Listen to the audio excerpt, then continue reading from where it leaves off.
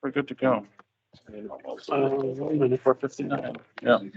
There you go. Yeah, pretty good. JB's not there. She's sick. Okay. Good night. Good evening, everybody, and welcome to our March 15th meeting of the Fish and Wildlife Board. Before we start tonight, I would like to introduce our newest member. Our newest member is Paul Noel, representing Orleans County, and more specifically, Paul resides in Irisburg. So welcome, Paul. Paul comes to us. He's got a bachelor's degree in wildlife management. He has done some work for the state of Vermont, working at Bald Hill Fish Hatchery, and recently retired from IBM. So welcome, Paul. And this is a great board to be on, Paul. And I know you're passionate about fish and wildlife, and having the ability to work with the rules and regulations that we do is just a great place to. And we welcome your knowledge. So I just want to say I feel honored to be part of this board. I know some of you, a lot of you I don't, but I'm looking forward to working with you, learning from all you guys, and also with the Wildlife Department. I think it's a very important mission that this board is charged with, and I'm looking forward to contributing in any way I can. So, thank you. great. Also, before we start anything else, I'd just like to remind everybody that this is a working meeting of the board, Fish and Wildlife Board. And part of that meeting, our meeting process, is that we have a public comments period. And what we do, we give everyone an opportunity for 2 minutes at the beginning of our meeting to speak no more than 2 minutes. And so tonight we have a lot of folks here. And so just we ask that everybody listen and be very polite when others are speaking, and to try to stay, if you can do it less than 2 minutes, great, but not to exceed the 2 minutes, because we've got a lot of work we want to do tonight and have to do tonight. We finally get to hear the proposals from the department, and that's ultimately what we are here for, and that's what we want to work through tonight. But if you do have something to say, it is during that public comment period. Once we get past the public comment period, it then becomes a dialogue really with just the board and the Department of Fish and Wildlife. And we are just going to work through that process. So if, we don't really let others jump in and be part of the discussion at that point, because it is a working meeting for the board and the department. So I just wanted to throw that out there. I'm not sure how many of you have been to the meeting before, but that's the protocol that we follow. And we may get to a vote tonight. We may not get to a vote tonight, but even if we do get to a vote tonight, just this whole process is a rule-making process. And we're at pretty much the very beginning of that process. And when we do take a first rule, what we're saying, our first vote, we're really saying that, okay, department, we've seen your proposal. Now let's start this process of making the rules. And so taking a first vote is really just kicking that off. It's not putting this rule into effect where it gets enforced by Fish and Wildlife Department. We really kicks us off to the true public hearing process, where we start having public hearings across the state. And many of you will have the opportunity to attend those meetings again. And then those meetings become much more interactive with the department, and you get a lot more time for input into the process. Then the department will come back to us with the input that they've gotten through those public hearing process. We'll have a second vote, and then and we may make changes to it. We may accept changes that they hear in the public. It depends on what we hear. And but then the next step is for that rule to go in front of a legislative committee of about 8 legislators. And then it comes back to us and we take a third vote. And so that's the process of where we are today, to where ultimately this thing will go into effect and be a rule. And it could look different. It could look exactly the same, but it really depends on what happens throughout that process. So it takes a while. That whole process will probably take between now and maybe December, even as far as January. Who knows? But that's the process. Tonight is just starting this whole process off. So there's nothing will be final when anybody leaves here tonight. So that's just an FYI for those of you who just haven't been part of the process before. So hopefully that's helpful. Okay, so before we start, why don't we go around the room and introduce ourselves as board members first? I am Michael Colson from Essex County. Brian Bailey from Washington County. Allison Frazier, Chittenden County. Nick Burnham, Windsor County. Brad Ferlin, Caledonia County. Martin Van Buren, Rutland County. Jay Sweeney, Franklin County. Paul Noel, Orleans County. Michael Bancroft, Warren County. And online, we have, Brian McCarthy, Grand Isle County. Did you get that? yes, Brian, thank you. Okay, and Ally, I think, is that it for members online that you? Okay, and I know Jamie's not going to be joining tonight, so, okay. All right, Commissioner, if you want to introduce yourself Sure. and your staff, please. Good evening. I'm Christopher Herrick. I'm the Commissioner of the Department of Fish and Wildlife. I'd like to thank everybody for coming. It's nice to see this much interest being represented by everybody. I'm going to ask the staff to introduce themselves. I'll start with Director of Wildlife, Mark Scott, and then Mark, you just rifle through. Everyone, Mark Scott, thanks for the echo what the commissioner said. It's nice to see a lot of familiar and friendly faces. Over here, again, Abigail Collins, Assistant Secretary. Chris Bernier, the wildlife biologist. Beth Adler, Wildlife Technician. Brian Smith, Fish and Wildlife Specialist. Bree Furphy, Bird Biologist. Chris Saunders, project coordinator. Ellie Thomas, Director of Outreach. Sean Fowler, for the Warden Service. Justin Stedman, I'm the colonel for the Warden Service. Catherine Jeffrey, General Counsel. David Sawsville, Program Manager for Wildlife Management. Kim Royer, retired bird biologist, and part-time Fish and Wildlife Department employee right now. Anybody online? Yeah. Yes, we do. Katie, can you say hello? Yes, hello. I'm Katie Geeter, biometrician and research manager. Okay, thank you, Commissioner and staff. First item on the agenda tonight is the approval of the meeting minutes, and we'll start with January 18th. Or we'll do them both if there are no objections. For the meeting of January 18th and February 15th.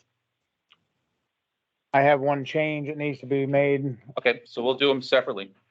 Let's do the January 18th meeting minutes first. I'm okay with that. I'd like to make a motion that we accept the meetings of the January 18th meeting. Okay, Second. okay, all those in favor, signify by saying aye. Aye. Opposed? Ayes have it. Okay, on to the February 15th minutes.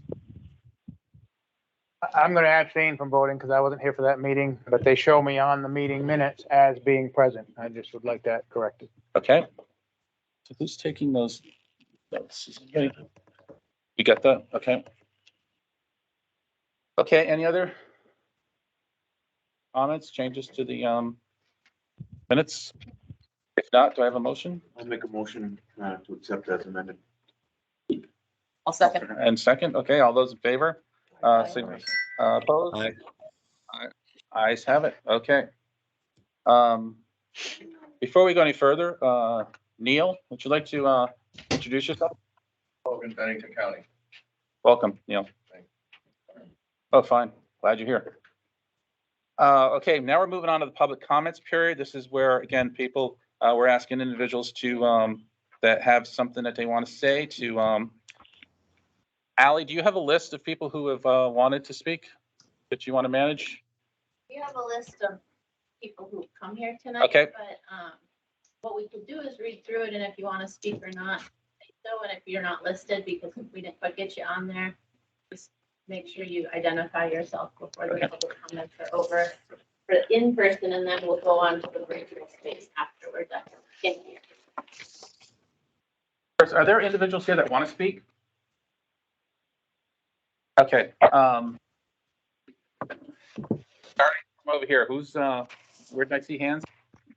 I think right here, you're the person. Why don't you go, if you could, I would try to go through the names here, but I'm not sure I can read everybody's names or I can call out everybody's name accurately. I'm not sure, but so this may be the easiest way. If you want to stand up, please, and just identify yourself.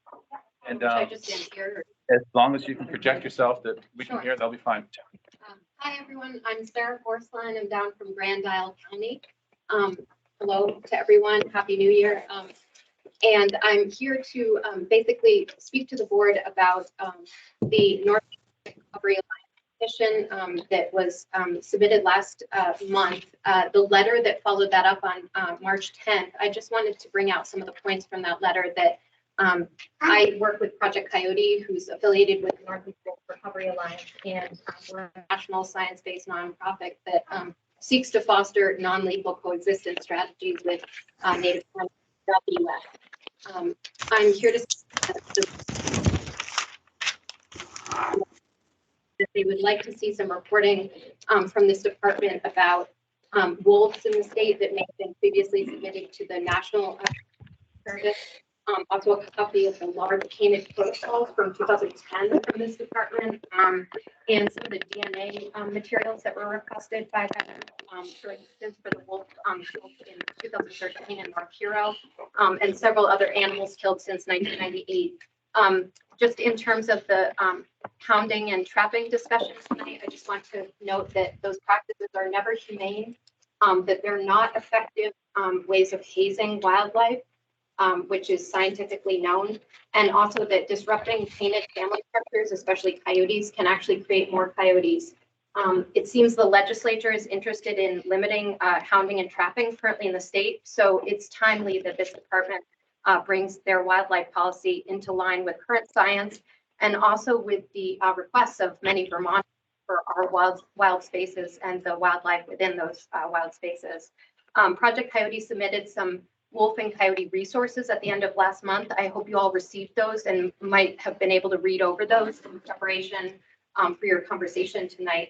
So I look forward to following the discussion. Oh, thanks, Allie. I will limit it at that. Thank you all. Thank you. And just no, they're fine. But if you could come forward and at least speak right here in this area, for anybody who does want to speak, because we do have a microphone here so that people online can hear as well too. So kind of project toward that microphone, that would be helpful. Sure. Hello, everybody. Thank you for your time, Commissioner and members of the board. My name is Bob Galvin. I'm a resident of Richmond, and I'm the Vermont State Director for the nonprofit Animal Wellness Action. I wanted to address two concerns I have about management plans being discussed tonight that do not reflect the mission statement of the Vermont Fish and Wildlife Department. The first concern is with the Fish and Wildlife Best Management Practices for trapping. After reading through the proposals put forth by the Vermont Trappers Association and wildlife advocacy groups, after several working group meetings, I'm left wondering why the Trappers Association recommendations were taken verbatim in several cases in the department's final proposal, and the wildlife advocates' proposals were not taken up verbatim. It concerns me greatly that not a single recommendation as submitted to you by wildlife advocates was taken up in the department's final proposal, and I wonder why such a significant stakeholder voice was mostly ignored when crafting these recommendations. A second concern I have is with the department's recommendations relating to Act 165. The General Assembly tasked the Fish and Wildlife Department with producing a definition of control to minimize the risk that dogs pursuing coyote enter onto posted land, enter land where pursuit of coyote is not authorized, or harass or harm people or domestic animals. Simply having GPS collars on dogs and recording their whereabouts does not minimize the risks I just mentioned. Going by the department's recommendations, a pack of hounds 2 miles away from their owner and completely out of sight would be considered under control. We have seen time and time again in Vermont that these packs of hounds do not respect posted property signs, and nobody I have talked to about this issue would seriously consider these dogs under control. Again, I will mention that wildlife advocacy groups participated in working group meetings for Act 165 and were largely ignored by the department. And that is all. That's all for me. Have a good night. Thank you. Okay, coming. Okay.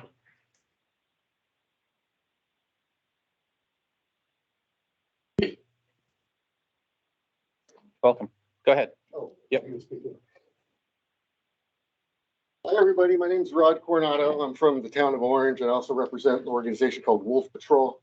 I've been working a lot on coyote hound hunting, but in the last year, I've spent a lot of time looking at trapping issues. because of what's been happening in my own community. And I've reviewed all of the BMP recommendations before the board tonight. And one of the biggest things that bothers me is that the allowance of up to 5 minutes for a body gripping trap to kill an animal. I think that's unacceptable. I think that the whole purpose of Act 159 was to improve animal welfare in the animals that are caught in traps, and 5 minutes just doesn't do it for most of the state guys. So we got to do better than that. On top of that, I didn't find any peer-reviewed scientific data that recognizes BMPs as an actual improvement to animal welfare and trapping. What I could find from the Association of Fish and Wildlife Agencies was a report on BMPs for restraint traps. And in the restraint trap report, Brian White says that he did not feel at liberty to discuss body gripping traps research because it was done in Canada. I would really love to see that research made available to the public. In addition, the department is asking the legislature to use public funding, $300,000 to $400,000 to reimburse trappers for their private traps. I think that sets a really dangerous precedent. If we were to ban lead ammunition, does that mean that we're going to buy everybody new bullets? I don't think that should come out of public funding. This is a private hobby, sport, a recreation activity these guys do. They should pay for their own new traps. Lastly, during the whole discussion, none of method of dispatch was discussed. It was tabled. I want to know what those killing techniques are that are being used in Vermont. I've taken the basic trapper education course online, and they recommend crushing an animal. They recommend clubbing an animal. That is not an acceptable means to kill an animal, folks. Thank you. And lastly, I'd like to say, Kim Royer, we may not agree with everything, but I appreciate your years of service to the department. Thank you very much. Thank you.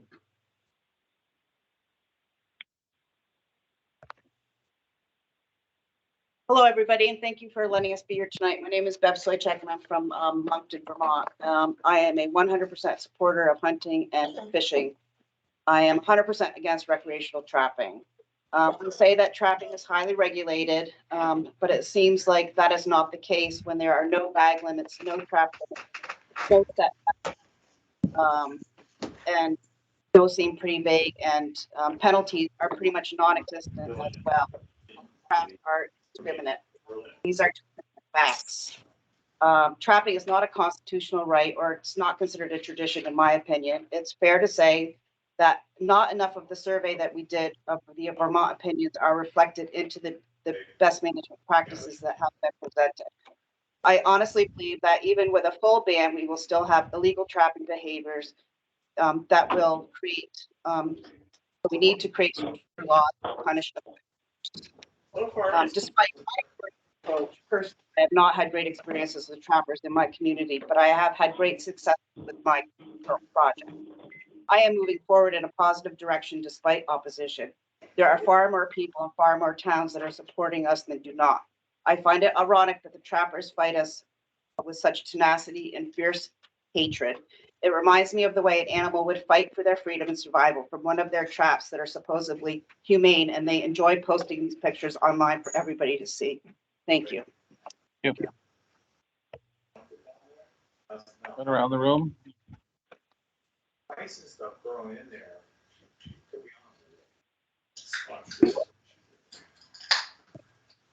Oi, you were saying something now? Hi, everybody. Thanks for giving us the opportunity to speak. I'm Ann McKinsey. I'm from Corinth. I'd like to talk about public safety and the need for signage for trapping. I know this isn't an aspect of the BMPs that you're all addressing, but it's important to me in view of the recent death of my dog a mile from my house.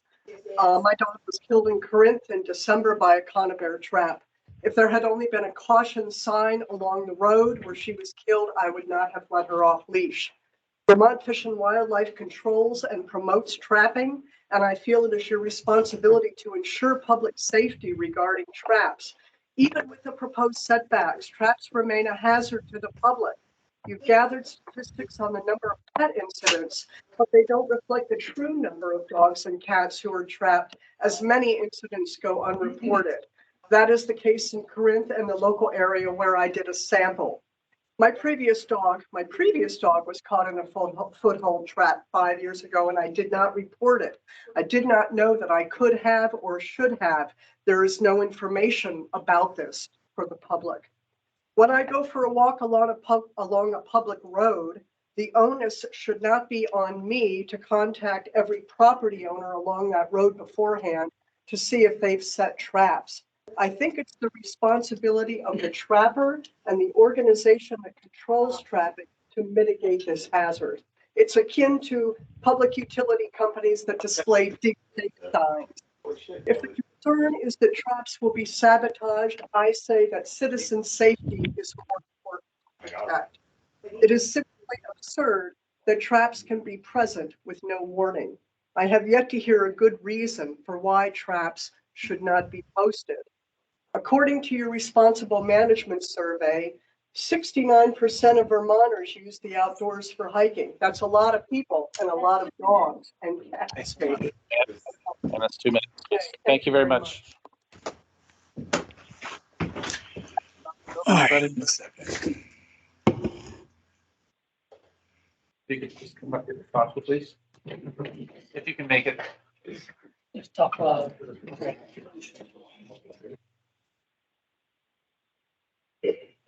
Thank you. I'm Jeff Potter from Caledonia County. I'm a farmer and a houndsman, and I just want to say that coyotes harass our livestock continuously, mostly through winter months, and they harass the deer. And running them with hounds is the best way to control them. And I have full support of all the farmers around my area. They want us running them with hounds.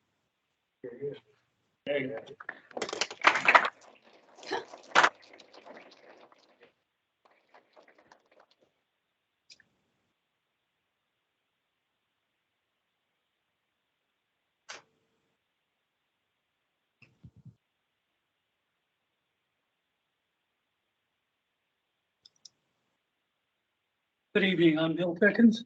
I live in Wolcott. Talking to the board. Tonight, you're gonna be given the process, the finished product from the working groups that worked on BMPs and coyotes. I asked the board to take your time, ask all the questions you need to ask, and get the answers. Don't settle for I'll get back to you. It's time to get this over with and work on it. So please take your time and go through it word by word, question by question. Thank you. Thank you. Hold on just a minute. Anybody else coming this way?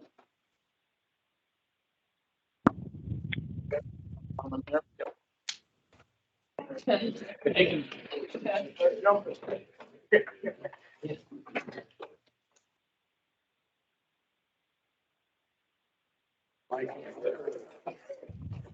one down over. He's coming now.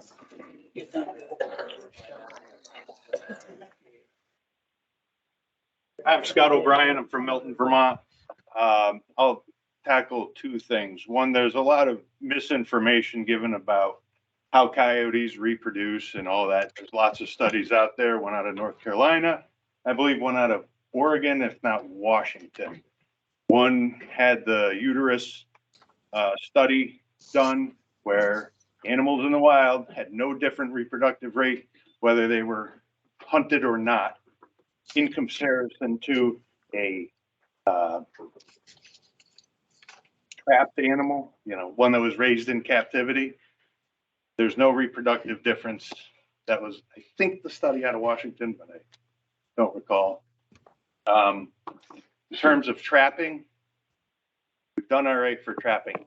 I would like to not see any additional responses in terms of drowning traps and things like that. They're a good management practice. So, thank you.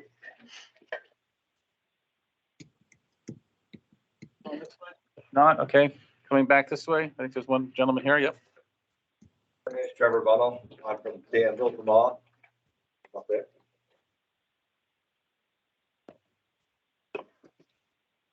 Thank you. My name is Trevor Bunnell, Danville, Vermont. Everybody doesn't know me. I'm a houndsman. own 1,000 acres between my family, my brother, my dad, myself. I have support from 99% of all my neighbors.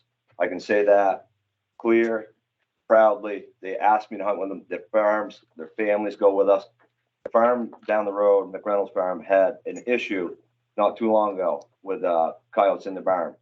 They asked us to come run. I could not go run there. I can't stay. I couldn't be guaranteed that I would be able to stay right on their property, even though I had permission from all the people around me, or support, I should say. It was my hunting license. It's my way of life. It's my heritage.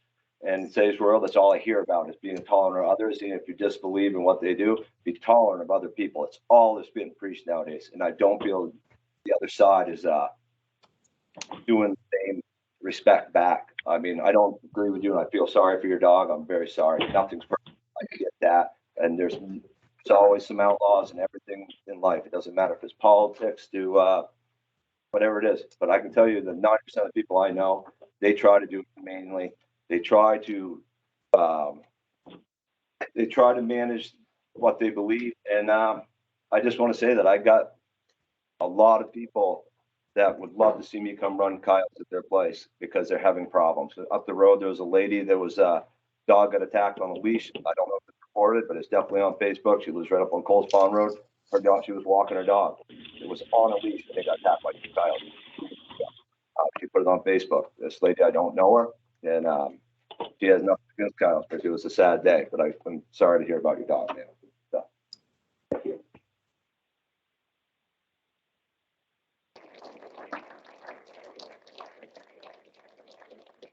Okay, one more time around the room. I don't think I see any more hands.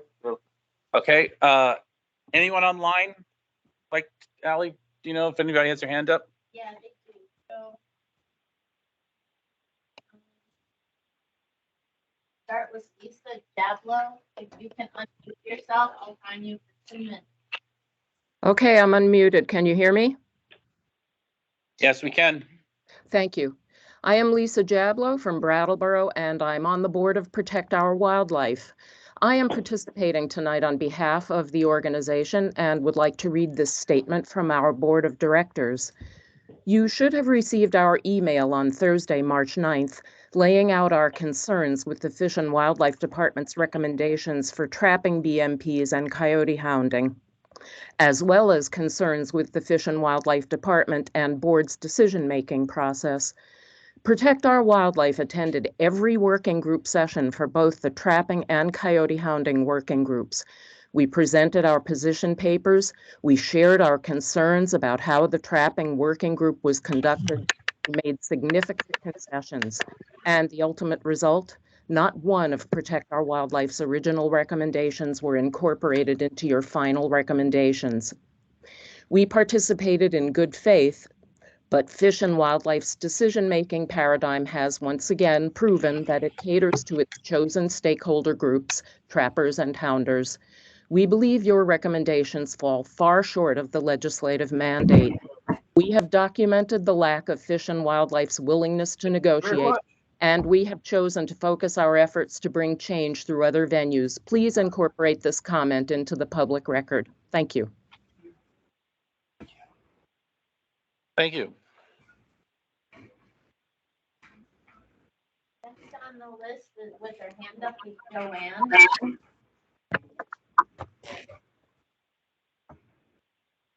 Joanne, if you'd like to speak, you need to unmute yourself.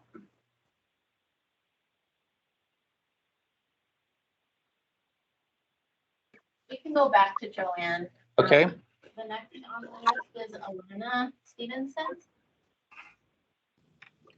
Hi, can you hear me okay? Yes, we can. Okay. I'm Alana Stevenson. I'm from Charlotte. I'm an animal behaviorist professionally working with dogs, specifically aggression and behavioral problems for 20 years. And this is regarding hounds and control, S281 Act 165. I did read the draft regulations regarding hounds and control. Since people and animals have been attacked and there are repeated run-ins with landowners who do not want hounding, the activity needs to be banned. There's no humane way of taking a coyote with hounds. 3.1A, any person engaged in control, handling, and intercepting dogs chasing coyotes are under the supervision of the permit holder.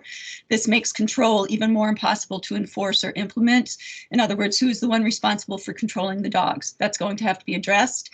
3.1B, those in the hound hunting group need to be able to see and communicate with each other, but they do not have to be able to see or communicate with the dogs. If you cannot see and communicate with dogs in real time, it's impossible to control them. Controlling hounds is antithetical to the activity of coyote hounding. 3.5, control of dogs should specifically address the catching and restraining of dogs to ensure hunters can do that at any point while running dogs and can ensure dogs stay on permitted land. Unless dogs are on leash, fenced, or within verbal and visual control, it is not possible to control them. 3.8 and 3.12, a GPS collar shows the approximate location of dogs. It's not a control mechanism. A shot collar or training collar is irrelevant if it is not used correctly. It's impossible to zap multiple dogs simultaneously for the same behavior. If hunters are not in visual sight of the dogs, the collars are meaningless since hunters can't see the dogs to even know when or how to use them. 4.3a, control of dogs for hounding coyotes. Lana, that's 2 minutes. Okay. Thank you, Alana. Go back to Joanne. Are you present? Do you want to speak?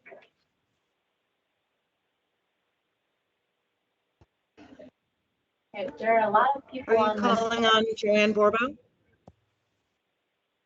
Joanne, if you can hear us, you're on, if you would like to speak. All right, thank you. Thank you very much. Can you hear me okay? Yes. Wonderful.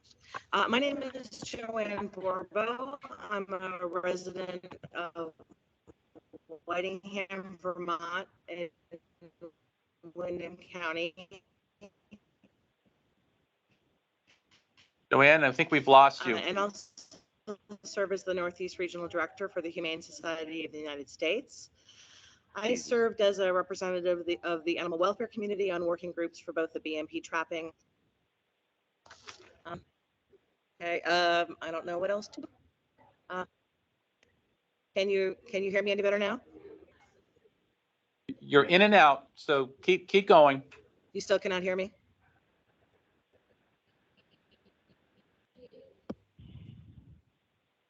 Okay, sorry about that. As I was saying, I served as a rep on the BMP trapping and coyote hounding discussions that led to the draft rules that are before you tonight. I came with an open mind and with the hope that meaningful compromise might be achieved.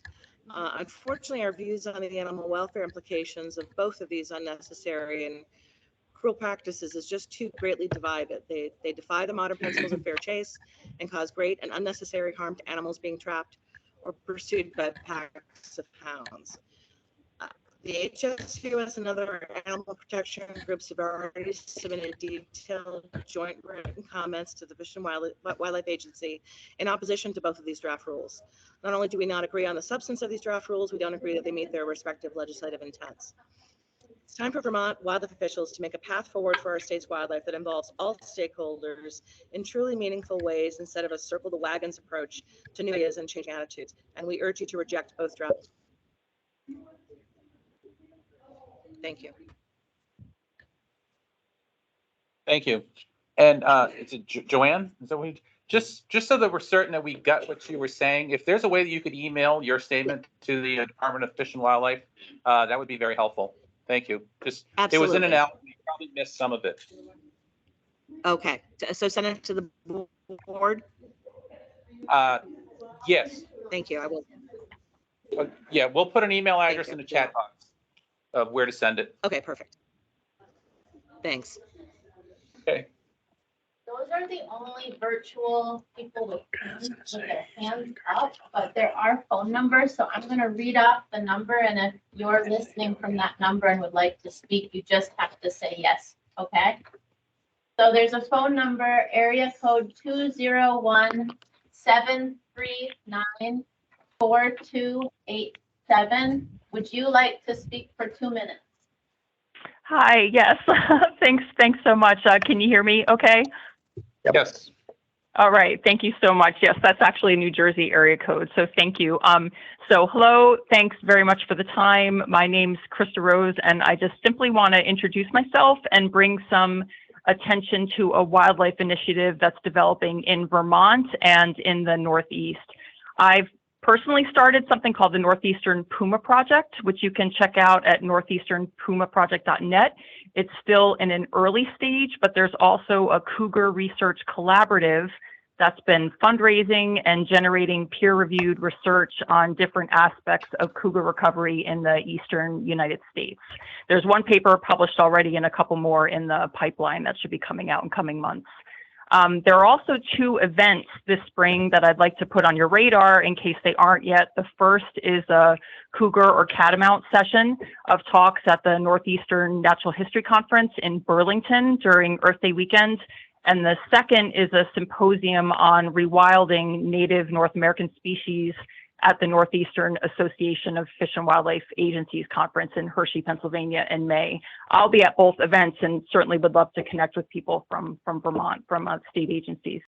So thanks very much again for the time, and I hope to join you in person in coming months. Thank you so much. Thank you. Thank you. Randy has his hand up. Good evening. Good evening. Can you hear me? Yes, we can.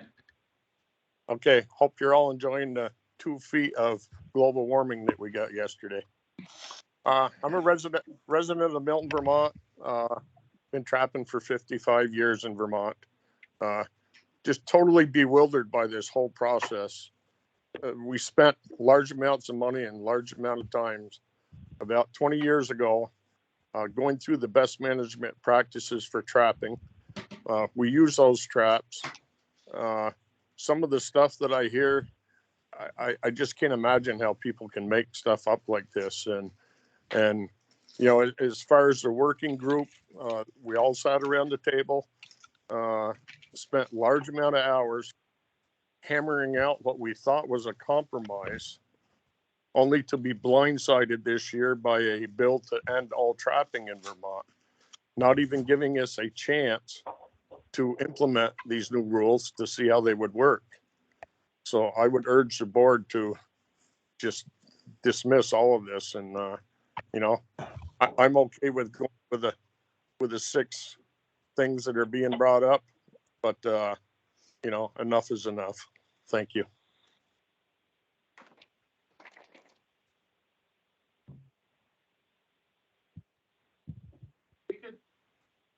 Just hold off on the applause, please. Thank you. Next. There's another telephone number. It's area code 802-673-4637. Would you like to speak?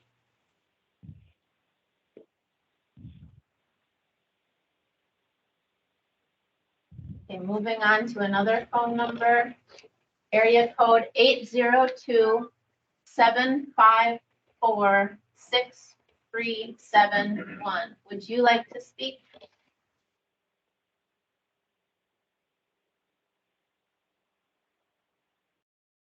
So there are a lot of other people participating virtually, but unless they raise their hand with that virtual function, we're not going to know they want to speak. So I just remind them to do that now if they want to speak.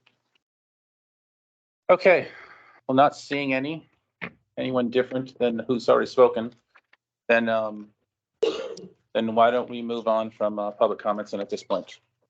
Thank you, Ali. Okay. Next item on the agenda, item number 3, is an overview of the current bills that are really kind of the process for everything, the initiation of the process of everything that we're doing here tonight. So the Commissioner is going to give us an overview of those 2 bills, or of those bills. Thanks, Mr. Chairman. I thought it would be important for everybody to have a sense of how we got to where we are. And then the staff of the department will start rolling out the recommendations. Last legislative session, among others, there were 2 bills that were proposed. One proposed the banning of all trapping, and the other proposed the banning of hounding coyotes completely. The department's response to that was, rather than having an outright ban, let us propose the movement to the BMPs, which is what you're going to hear from later, and let us regulate hounding coyotes like other activities. That was agreed to. And as one of the callers mentioned, we were just as surprised as anyone to see the bill appear this year to ban trapping. However, we're going to move forward. We negotiated in good faith, and we spent nearly $75,000 in the past intervening months working with the working group. The working group was put together by staff at my direction to purposely include POW, the Humane Society, Wildlife Coalition, as well as trappers, chairman and chairwoman of the two committees of jurisdiction from the State House, Fish and Wildlife staff, and including wardens. That was the trapping working group. And we put them all in a room. And frankly, the work done by Fish and Wildlife staff to facilitate those meetings, if you haven't watched them, you should. I can say without a doubt, everybody had a fair chance to offer their opinion. Everybody. And I'll also say that not every suggestion is equal to all others. And I feel the process was fair and managed extremely well. And comments to the contrary are unfounded. In a similar fashion, the coyote hounding working group utilized a different methodology, utilizing surveys. It also had representation from POW, the Coyote Coalition, and landowners, as well as Department of Fish and Wildlife staff, and in a likewise manner, put together well thought out and well-reasoned recommendations. So that's how we got where we are. And so tonight you're going to hear the result of all that work, all that time. There's been thousands of pieces of communication to me, to staff, to board members, I'm sure, phone calls. And so we took the recommendations from those working groups and the staff, the biological experts. By the way, that's who works at the Department of Fish and Wildlife. Folks who are trained biologists, experts in wildlife management. And anyone who says anything different is dead wrong. And I took those recommendations and as well as theirs, and that's what you're going to hear tonight. I want to clarify one thing that was said earlier. It was said that the department is recommending funding new traps. Let's be clear, the department did not ask for that. That was put in by the chair of the Senate Natural Resources Committee. Nobody asked for that. So that's on the legislature. That is not on the board. That is not on the department, and that's not on the trappers. So with that, I'm going to turn it over to Director of Wildlife, Mark Scott, to begin this program tonight. Thanks, Commissioner. I greatly appreciate those comments. Spending, as most of you know, my entire career with this department, and I have the greatest job there is in the state of Vermont because of the things you just said. The professionalism, expertise, and dedication of our staff. And I will say the same for all those supporting organizations in the state of Vermont that have supported wildlife conservation through my tenure here. So thanks I appreciate you saying that. We could go on and on and on to talk about fur bear management in the state of Vermont, but what we've done in the staff is we've taken what we thought were some key areas that we want to spend a little more time with you so that you understand it. Those people who are part of the working groups, they probably could do a better job. Maybe we could explain it because they've heard it over and over and over. I hope you had a chance to look at the videotapes that we had sent you back in June 2021, where the department kind of gave a 101 on fur bear management.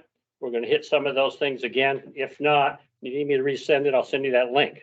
We also sent you the presentation by AFWA on our public hearing night that was held in November there. And from a professional wildlife biologist myself, I don't think I've ever sat through two of the finest presentations that I've ever seen that talk about wildlife management and fur bear, and with a lot of specifics here in the state of Vermont to do that. So what we've done is the commissioners already jumped in for us on the first part, but I thought I would just give you this quick handout for those that are here. And then Aldi's got it up on the screen, but just to give you a visual sense where we're going to go in the next couple hours.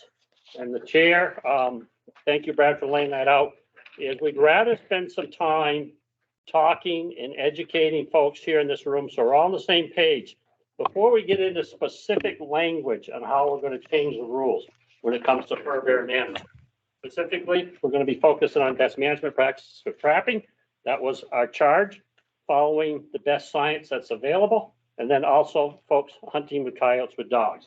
So to go through this very quickly, after I go through this real fast, I'm going to kind of ask Brad, the chair, to just do a check-in with the board, with you folks here. Does this make sense to you, or are we missing the mark here? Because we are here tonight for you to understand better where we've been, where we are now, and where we want to go. And we're going to come next month with you some specific language that we hope makes it through the legal process here in Vermont. Second, I asked David to go back with staff, David Sosville, program manager, and give a timeline on fur bear management here in Vermont. I think that's really important, especially for new managers. This isn't new. This is not new stuff. When I started back in Vermont as a graduate student at the University of Vermont, I was able to meet one of our first fur bear biologists who happens to be here tonight, Dr. Walter Cottrell, down in Grafton. And so that was back 79, Dr. Cottrell, maybe, when you introduced yourself to me as a young student, giving me encouragement to the research I was doing. So he's going to walk you through some of the highlights of that. And on the petition request, you've heard about some folks, you've been hit with a lot of petitions, not only in the last year and a half, but in the last couple of years to deal with this whole subject of fur bear management and trapping to do that. So I thought nothing better than let's have someone with a new fresh of eyes. She's going to have to deal with this in hopefully her next 30 to 40 years here as our fur bear project leader in the state of Vermont. But take a look at these petitions herself, not me to spit it back or other folks, and go through them and see where we are. Because I can tell you, as the commissioners, I attended every working group meeting. I know staff, I know what they do. They spend an awful lot of time looking at these petitions really seriously, seeing if it had the science behind it and it met it. So I asked her to give us kind of a visual snapshot of all that. So she's going to walk you through that. We're not asking the board. These petitions are all what I call open, active petitions. And also I want her to highlight to you a couple petitions that the board addressed in 2021 back in June. So I thought that's a good case to do that. And then Dr. Katie Geeter, if you watched the video that we sent back in June of 2021, talked a little bit about population modeling. I think it's important that you understand some of the science that our staff uses in managing fur bears and other wildlife here in the state of Vermont. We're the same folks who manage white-tailed deer, who do moose, who do wild turkey, who do deer, grouse, and stuff like that. Some of the principles that we apply in the science is a little bit different. So she's going to give a short. Unfortunately, she couldn't be here tonight, but she's going to tune in remotely to talk to you about that. And then in our longer formal presentation on fur bear management, Kim Reuter is going to lead us through that. You got to really know what you're talking about when you talk to BMPs of what the trap looks like. What is it? How does it function? So that's going to be integrated. We're going to spend a little time with that. I know there's a couple instructors here. Feel free to add in if you're on the board in that presentation. To do that, talk a little bit on our trapper education program. That's important to do. Incidental take was an issue that came up quite a bit, and I've heard a lot of it through media, emails, you name it, that folks out there trapping are incidentally taking all these other animals. So we went back, Chris Saunders looked at the data that law enforcement maintains to do that, and that was covered in the best management practices working group. So he's going to hit some of the highlights with you on that. And then one of the other key stickling areas is public trails. Putting trap currently right now in Vermont, you could put a trap on a public trail. You're going to hear the calls. I don't know of a trapper, and I don't trap myself, who's ever put a trap on a public trail. I don't know why you would. So we're going to hear from our general counsel on that, and to hopefully give you some input to why you're getting the proposal from us that you're getting. And then jumping to hunting coyotes. I think David Dean has raised the issue a couple of times, among others. I hear it all the time about wolves, coyotes. We've got several wolves that have been killed here in the Vermont in recent time. The genetics. Well, I've asked again, Bree, to talk with you straight on it. She comes from the western part of this country. David's going to talk to you a little bit more on her bio, where she worked with wolves before on some of the management. So I think it's best that we have someone from a new, fresh perspective take a scientific look at that for us here in the department to do that. We've heard a little bit about control of dogs. I will say myself, I've had the pleasure of hunting a good part of my life with hunting dogs. These are hunting dogs we're talking about, hunting dogs for coyotes, not dogs that people use. So some of the key factors, you've already heard about GPS collars. One of our staff, who's a wildlife specialist, who I have a lot of respect for, his work that he's done for many years for us down in the Springfield office, instrumental in the Bear Project for many years. Ryan Smith has volunteered to come here and show the board a little bit what we're talking about for GPS collars, and how people, him as a dog handler, who's an expert person, can control his dog with that. And then I don't know if you're going to tag team it, but our major Sean Fowler and Chris Saunders will walk through with you some of our proposals where we're looking at with hunting coyotes with dogs to do that. So the one I want to reiterate to you is I usually think it's really important for all of the board members to know the credentials of our staff. As you remember last meeting, I spent quite a bit of time on that, and staff did too. I'm not going to repeat that tonight to save time. The commissioner and I did think it's pretty important, though, that David, you spend a little highlights on talking on Bree's background. Not to put you on the spot, Bree, but you're the new duckling here in the pond. So we think it's important, again, that we repeat for all the board members your background so they know who they're hearing from and your credentials to do with that. The best management practices is not a black and white issue. And a lot of things we deal with management not is black and white. But we look for the best available science and our experience and our expertise to guide us in that process. And astutely so, I think legislature gave us the same directive to look at the folks who've been doing this. This isn't new to trappers here in the state of Vermont. We're fortunate in Vermont that many years ago, we had a fur bearer program that the Vermont Trappers Association voluntarily worked with our department to help create what we feel now as a science provides best management practice. Why? To make trapping more humane and safe for everybody, all Vermonters to do that. So I feel confident tonight the proposal you're going to get from the department accomplishes that need. I also feel confident that the proposal you're going to get on hunting dogs, using dogs for hunting coyotes, is also a good proposal before you tonight. Been well vetted. The BMPs for trapping, we're the first state in the country to go down that road. Hunting dogs with coyotes, we're probably the first state to go as aggressive as we are. It's recently brought to my attention about a year ago, Maine has done some of the similar regulations, but nowhere due to the extent that we're asking for people. Again, to get us where we are, I've got to thank our staff. I don't think I've worked on a topic, probably outside of a few years ago, we redid the deer management rule.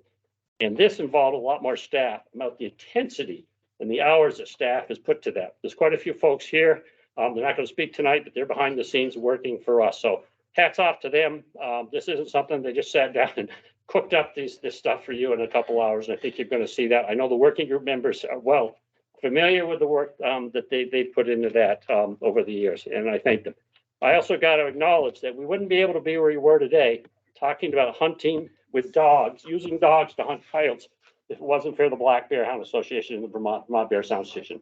We worked with them for almost 3 years on their request to ask the department to better regulate the hunting of black bear with hounds.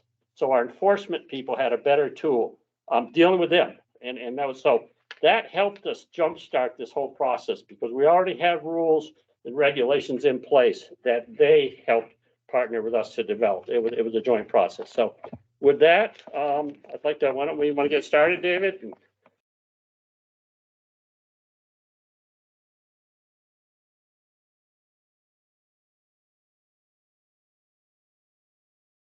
So Ally's going to bring up a timeline that we put together just to give you a rough idea of historically what has occurred.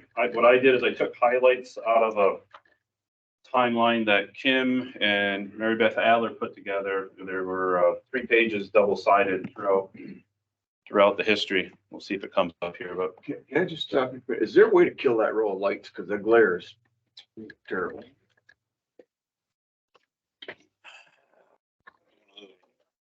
That's good. Great. Thank you. A lot better. Yep.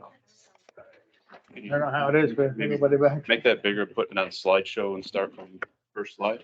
That might work. There you go. A little better on the eyes there. Yeah. So basically, what we tried to do is to show that the timeline, people have been invested in wildlife management and setting regulations since we were colonizing this area. You know, at first it was more of a elimination of predators because we were all about farming and consistently having problems with livestock. And it was kind of the European way. We dominated wildlife, we dominated the landscape. Then we went in, people started seeing problems. We had deforestation, unregulated hunting, unregulated trapping. The animals were depleted. It was year round. And then people were, even back in the 1800s, were starting to set seasons. They didn't have any science. They were doing this by the seat of their pants. They thought this was what was best for the organization of the wildlife out there because they had control of it, which created the Board of Fisheries back in 1866, which eventually became the Fish and Wildlife Department. But you can see back in the late 1800s, they were setting seasons for beaver, mink, and eventually they even closed the seasons on many of those species because they were just depleted. They had to do reintroduction activity. So if you start looking through into the early 1900s, that's really when modern wildlife science began. We started having universities doing studies on them. They started actually doing scientific studies. And then we had the establishment of the Pittman Robertson funds in 1937. It really jump-started the activities of having money to be able to fund these projects and to fund our law enforcement activities and then bringing on biologists early. If you look at this also after the 1930s, you look at a big jump of reintroduction and work right around the 1940s and 50s. The GI Bill brought a lot of people back from World War II. They went on to the universities, they became biologists, and that's where we started really having that brain trust working its way up through the channels. And so some of the ones I really wanted to highlight on here was the department was established in 1906. But then the department was also brought beavers back into the state in 1921 to 1937. So they started relocating beavers back into Vermont. I believe most of those were out of New York, if I remember correctly. And so, you know, locally, fairly close species there. The department also reintroduced fishers back in 59 to 67. A lot of that work was with partnership with the forestry department. We had a healthy population of porcupines. That was a natural predator of porcupines. So the fishers were reintroduced, and it was also an extirpated species within the state. So it's natural to bring those back in. In 1970s, and I think Walt can help me out with this, we couldn't nail down a perfect date, but we began mandatory carcass collections of species such as fur bears, bobcats. You have a rough idea when that started, Walt? Because I think you were part of that group. 79, so there we go. I had in the mid 70s, so 1979. And then if you continue down through, it was in 1989 to 91, they reintroduced American martens. I remember that because I just finished my undergraduate work and I had an opportunity to go to Maine to try to pick some of those up, and I had to bailout, and it's very disappointing because that actually was a successful project, even though we thought that the animals had all left the state or died, and later on they found the animals within the state were still surviving. And then if you look even more recently, 1999, the beaver baffle program began. We've said that we haven't been working with beavers, and much of the last few years we've heard that we don't work with beavers. We've had over 24 years of working with beavers in the state, and we have a full-time technician now that is on that project and works around the state and on top of the different district biologists that help out within regions. And then more recently, again, if you look back in 1995 to 2005, we participated in that national BMP project, evaluating traps nationwide. So Vermont was very active in that. I know Kim was active, Chris Bernier, Mary Beth Adler. Those are the three that I know within the state that had been focused on that activity.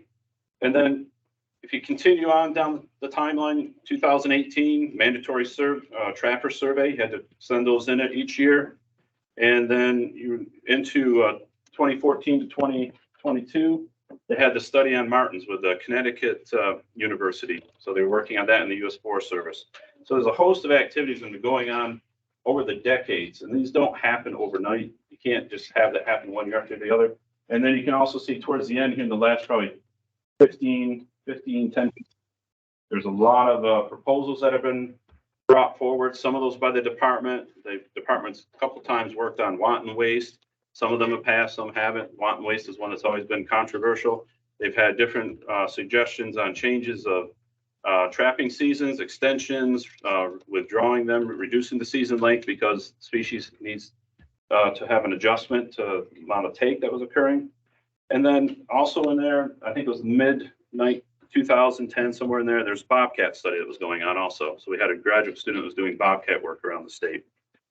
And then also what I wanted to make sure we recognize is that 2015, and we're coming up on the third edition, I believe, in our state wildlife action plan, where they look at all the species statewide, and we have to prioritize. There's only so much money, so many people out there, and there's also certain risk for different species, and that's evaluated in what we do. That helps guide us, and that wildlife action plan also is out there for our partners with NGOs and other groups to help work on that if they have proposals that they can bring forward.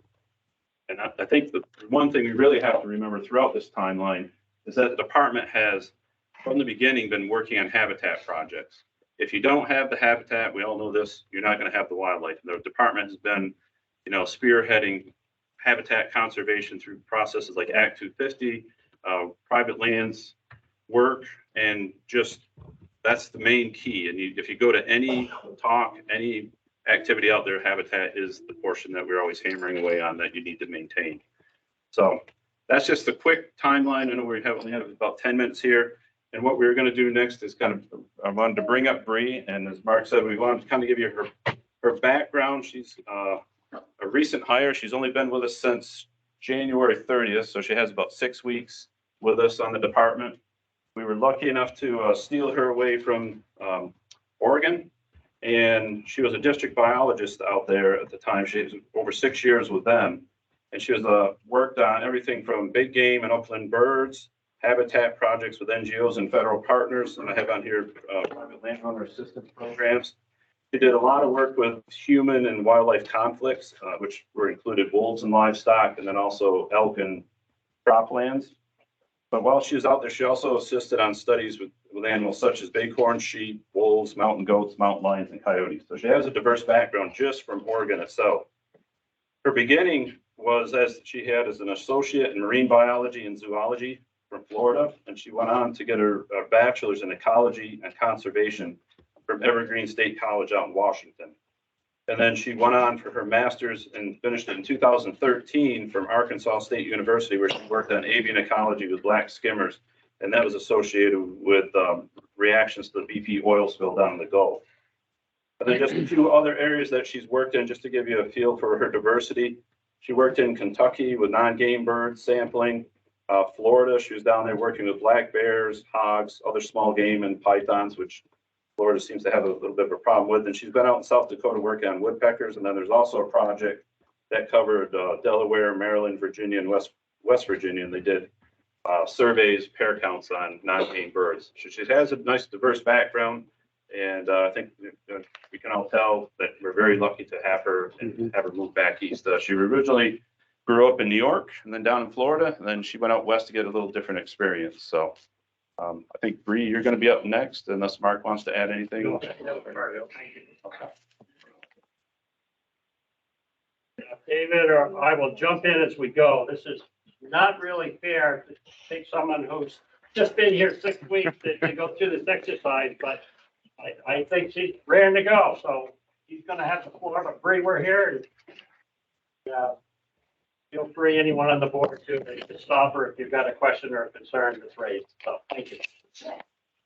So one of the things that we worked on, obviously you guys have received a lot of petitions. It's really difficult to organize them all and figure out exactly what are the key issues that all these different petitions were addressing. And so this is kind of an introduction to the different petitions that we all received, and also just an introduction to Kim's presentation that we'll be receiving here soon.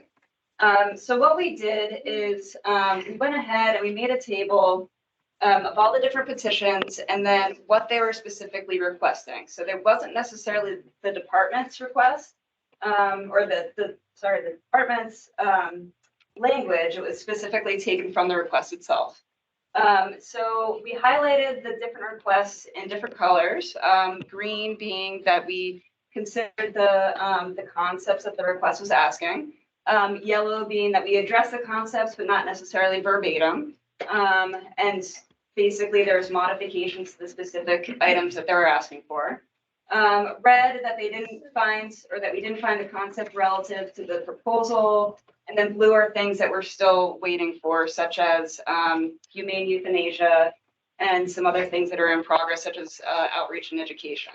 So this is just a brief introduction to, I think some of you guys have received the packet or in your packets to basically demonstrate that we're taking a look at all these different issues and we're taking a pretty serious look at all of them. And, you know, we're trying to figure out exactly where everybody's requests are fitting into what specific. So, yeah. From there, is it Kim? I'll just mention a couple of them on there, Bree. Sure. So Just go through and just okay. Highlight. So then in your package, you'll see, so we have the Vermont Trappers Association petition. And so they did ask for a lot of different items. Again, these are verbatim what they asked for. The key issue that addresses the selectivity and the welfare of the wildlife being trapped. If you scroll down, we have the Vermont Wildlife Coalition from Rod Mullen, response to the BMPs. So basically they had asked for improvement in trapping systems, but then some other items such as platy gripping traps, and then also just meat-based traps. And so with that, it kind of covers a lot of different topics. So again, the BMP strategies to animal welfare and selectivity. It covers the topic of baits and lures, body gripping traps, trail offsets, as well as humane euthanasia and education, which you'll see below. Again, the things here in blue are things that we haven't quite covered yet. The next one, another Vermont Wildlife Coalition. These are all items that, again, this is an open petition. They're asking to eliminate drowning sets, restore the exclusion of traps within 10 feet of beaver lodge entrances, and return the otter trapping season to February 28th. So those are all items that we did not find relevant to what we're working on. And then another one, protect our wildlife. So with that, there's a number of things. I can't go through every single one because I think we'll be here all night, but basically a number of things that we incorporated the concept, some that we worked on again, and some that we're still working on. And that covered the trail offsets, education. And so hopefully everyone's kind of seeing the theme here. Some of these concepts are continuing to come up. Another one, Ann McKinsey, so requiring for posting at trailheads. Again, it comes back to education. And then when I continue scrolling down. So Anna didn't present a formal petition, but she addressed you in the public comment period. And we felt it was relevant. the issue there. Yeah, that's correct. Yep. And then Protect Our Wildlife, this was with, in combination with Green Mountain Animal Defenders and the Humane Society of the Northeast. They had submitted 2 petitions and again, a number of items of things that we had incorporated and things that we're still working on. So below that, there's a number of petitions that we had received for canid hunting, specifically for hound hunting and for canid hunting in general. And so we did receive 1 petition from the Northwest Wolf Recovery Alliance. There's a number of items in here that we have not incorporated in what we'll be working on today. Specifically, they're looking at seasons and shooting hours and requests for reporting. Vermont Traditions Coalition specifically asked to regulate the use of hounds for hunting coyotes.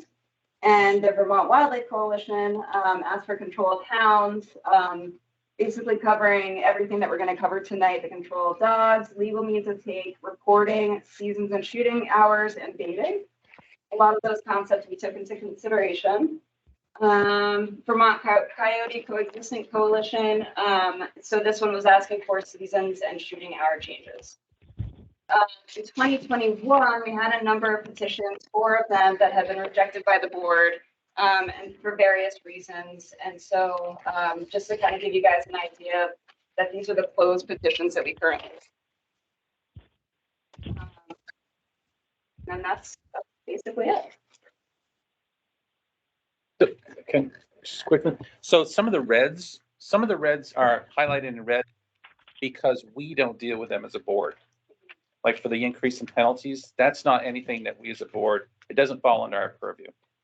Different than some of the other reds that are just things that we've chosen at this point to not be part of your proposal to us. So that's just an observation. Yeah. So there's a lot of different things that are up there that it's hard to categorize them in terms of how we looked at them. Yep. But it was just a basic introduction to, bring in exactly the specific DMPs that we were proposing. Another example would be, Brad, is if the petition asked for us to eliminate trapping, say everyone, that's a red item. We're not going to do that. We support trapping if needed as part of our fur bear management program. So that would show up as red if it was an item there that aligned with that.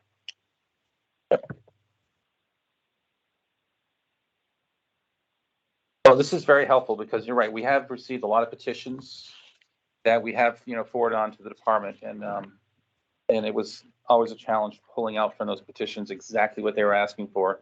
And so to have all that in one place is very, very helpful.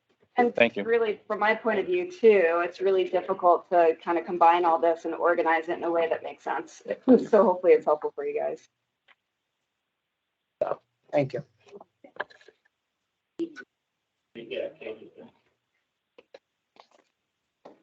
Brad, project where Katie's on here.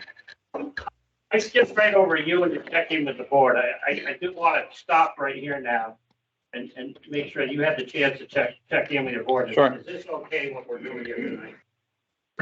Going through all these different items. Is something missing that's real critical for you? Any board members have any feedback specifically to that question? Any thoughts?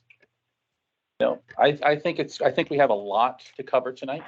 It's a very aggressive timeline, and to the gentleman who spoke earlier in the public comments, as a board, I think this is a big issue, and I think we do need to take the time, and we do need to get this right. And so, fully understanding what's being presented to us, I think is very important, and I think that will come through asking a lot of questions and understanding what we have. So how we manage our questions throughout tonight too, I think is going to be a big part too. So I don't know how you want that to flow, if you want to work through these different sections that you've highlighted here, and then maybe when we get to the end of the trapping section, we can address all trapping questions before we move on to the that might be most efficient, because Kim's going to go back and touch on some of these again with her presentation, and we just try to integrate we want to put an exclamation mark in some of the areas that seem to be stickler points for some folks that the department staff and many of the stakeholders spend an awful lot of time trying to discuss and understand. So That might make the most sense, but whatever you want to do, Yep. Brad. So I don't know, board, does that sound like a fair approach? Okay. All right. Well, we'll proceed like that. I apologize. Different passion. Okay. We're good. Katie connected or? Katie, if you're gonna present, you can unmute it. Yes, hello, can you hear me okay? Yes. Yes. Okay. There is a little bit of a delay when you are speaking. So if I pause awkwardly, I'm just waiting for that to come through the computer. Great. Okay. Perfect. I am going to share my screen. So Allison, if something doesn't work, just feel free to let me know. And before I give this presentation, when I'm sharing my screen, I won't see anyone's screens or the main screen with all of your faces on it. So please do let me know if there's something that I need to stop for. We can have some maybe questions at the end. I'm not sure. We'll see how the time goes, but just feel free to send any of us an email anytime that you have a question related to what I'm going to be presenting on, which will be more about the fur bear population I don't want to models. suggest people not speaking each other. Okay, so Put their camera on. yes, At least please it won't be do. And I'm Catherine, sorry. can I just go interrupt ahead. you just a minute, please? Yep. For those of you that are online at home, if you could do us a favor, if you could shut your cameras off, then that would allow Katie to take over the entire screen and we can see, I think in a much better size than what she's offering us. Because right now you're sharing the screen with the presenter. There. Thank you very much. So does everyone see? You should be seeing a main screen that says fur bear population monitoring. It's a title slide. Yep, we've got it. Perfect. Okay, so the first thing is that you might have noticed that it was population models on the agenda. I like to kind of call it population monitoring because it's so much more than statistical models. It incorporates all kinds of social and ecological factors when we're looking at what I will present to you later in this presentation. Well, there's things like historical context that needs to be considered if we're going to understand this extremely complex ways that so many different factors can affect fur bear populations. And I also just wanted to note our mission for managing and conserving wildlife in general. And I also wanted to acknowledge all the members of the fur bear team that also have a huge hand to play whenever it comes to working with our data. Oftentimes more than myself. We all have different roles to play with it. It's just a huge part of what we do in fur bear management. So why is fur bear population monitoring in particular so complex? Well, as you all know, there's a lot of species to consider when you're monitoring fur bear. In Vermont, there are 15 species that are considered fur bear, and these are all very elusive, but they're also extremely diverse. They occupy different habitats, they have different ecology, they have different activity times, they have different life histories. That makes it an extremely difficult task to try to monitor what is going on with all of these species populations. Can you all hear me okay? Yes. Okay, great.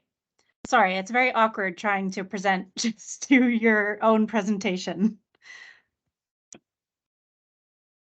Okay, so I wanted to give a kind of really quick and simple introduction to population monitoring, especially because this is one of the themes that I'll leave you with after this presentation that we all approach population monitoring with.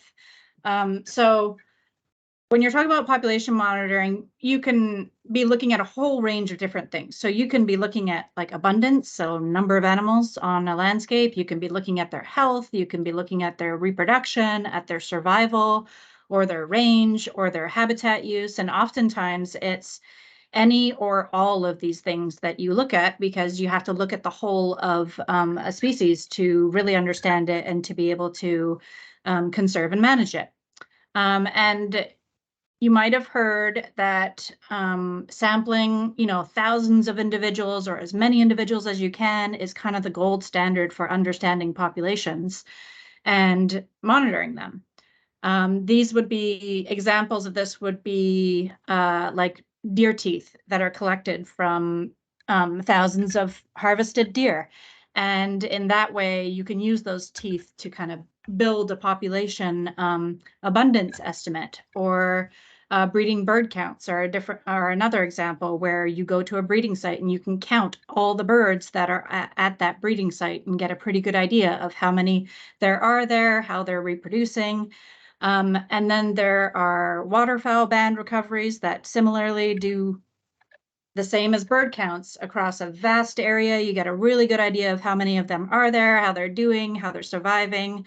Same thing for genetic analysis. However, when it comes to fur bearers, well, number one, all of these supposed gold standard methods are extremely expensive and take a huge amount of investment.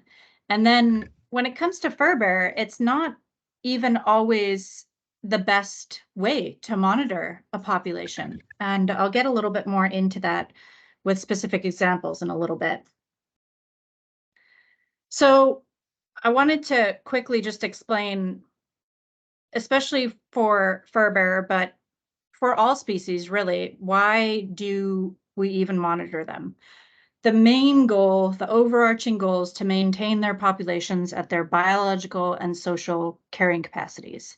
So what does that mean? It means that biological is when a species is in balance with its habitat. So we don't want a situation where we all hear about some states that have really overpopulated deer populations. You don't want a situation like that, because then you're not really able to conserve a species. Species itself is suffering, and oftentimes it causes problems where it becomes a social carrying capacity issue, like the picture of the raccoons here, where there are just huge sums of a certain species in one area that interact with humans to an extent that it becomes intolerable. And being in Vermont, that is a heavily forested state, this actually does come into play quite a bit with our fur bearer species because of the amount of overlap that humans have with wildlife in this, fortunately, really heavily forested state. So in this way, this goal of monitoring really gives fur bearer species the best chance of persisting in healthy populations across their range. So I wanted to speak a little bit about, okay, so there's a lot of species of fur bearer to manage. How do you monitor their populations? Well, it's kind of like in monitoring any population, but especially for fur bearer, because they're so diverse and there's so many species, it's kind of like a big scrambled up puzzle, and you don't necessarily have all the answers to be able to understand the full picture. Sometimes you can never get all the answers to understand the full picture. And so I'm going to be going through some of our data sources that give us a better idea of what we're looking at for each species, so that we can address that goal of maintaining them within their ecological and social carrying capacities. Okay, so again, you can have some pieces of the puzzle that get you closer to sampling, thousands of individuals, that so-called gold standard that I mentioned before. But in the case of fur bear species, their context, their ecology, their history, it may not, this big fancy option of spending a lot of resources and money on trying to get at something like an abundance estimate might not be in their best interest anyway for maintaining them in balance with their habitat. So I'm going to walk you through why this is the case for fur bear, and I'm going to be focusing on 3 types of data we collect. That is harvest catch per unit effort and harvest carcasses and remote field cameras, the first 3 that you see here in this list. We do collect data and use data from the other pieces of the puzzle that you see here, the deer hunter sighting rates, public reports, roadkill, and research studies, because you really do have to try to rely on a broad range of information for managing such a broad suite of species. But I'm going to focus on these 3 because especially harvest catch per unit of effort is the most important source of information we have for wildlife monitoring. This is information that we get from trappers, and it forms the bedrock from which we monitor fur bears with.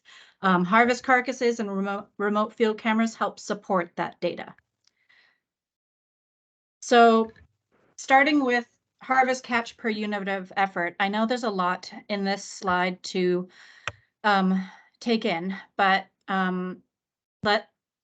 let's just focus for now on that table on the right hand side of the slide. I just wanted to quickly explain what harvest catch per unit effort is.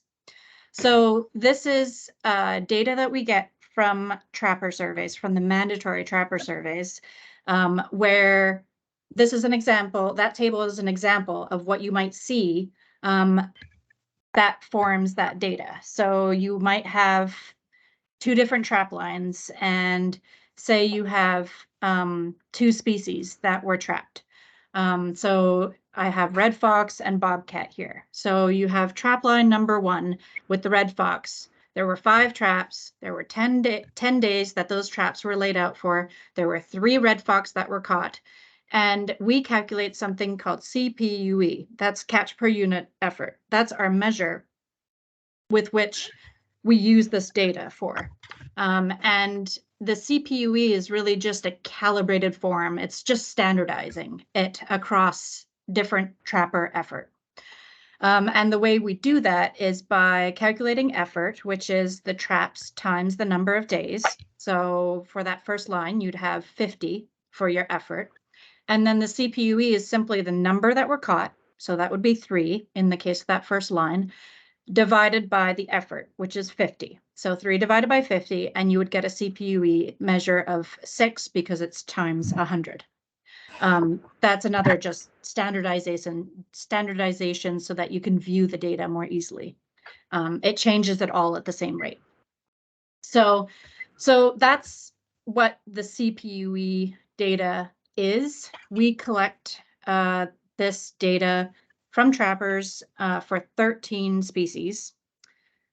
So marten are not included in that list because they are not trapped, and then weasels, short-tailed weasel and long-tailed weasel are pulled together as one species because they are so similar.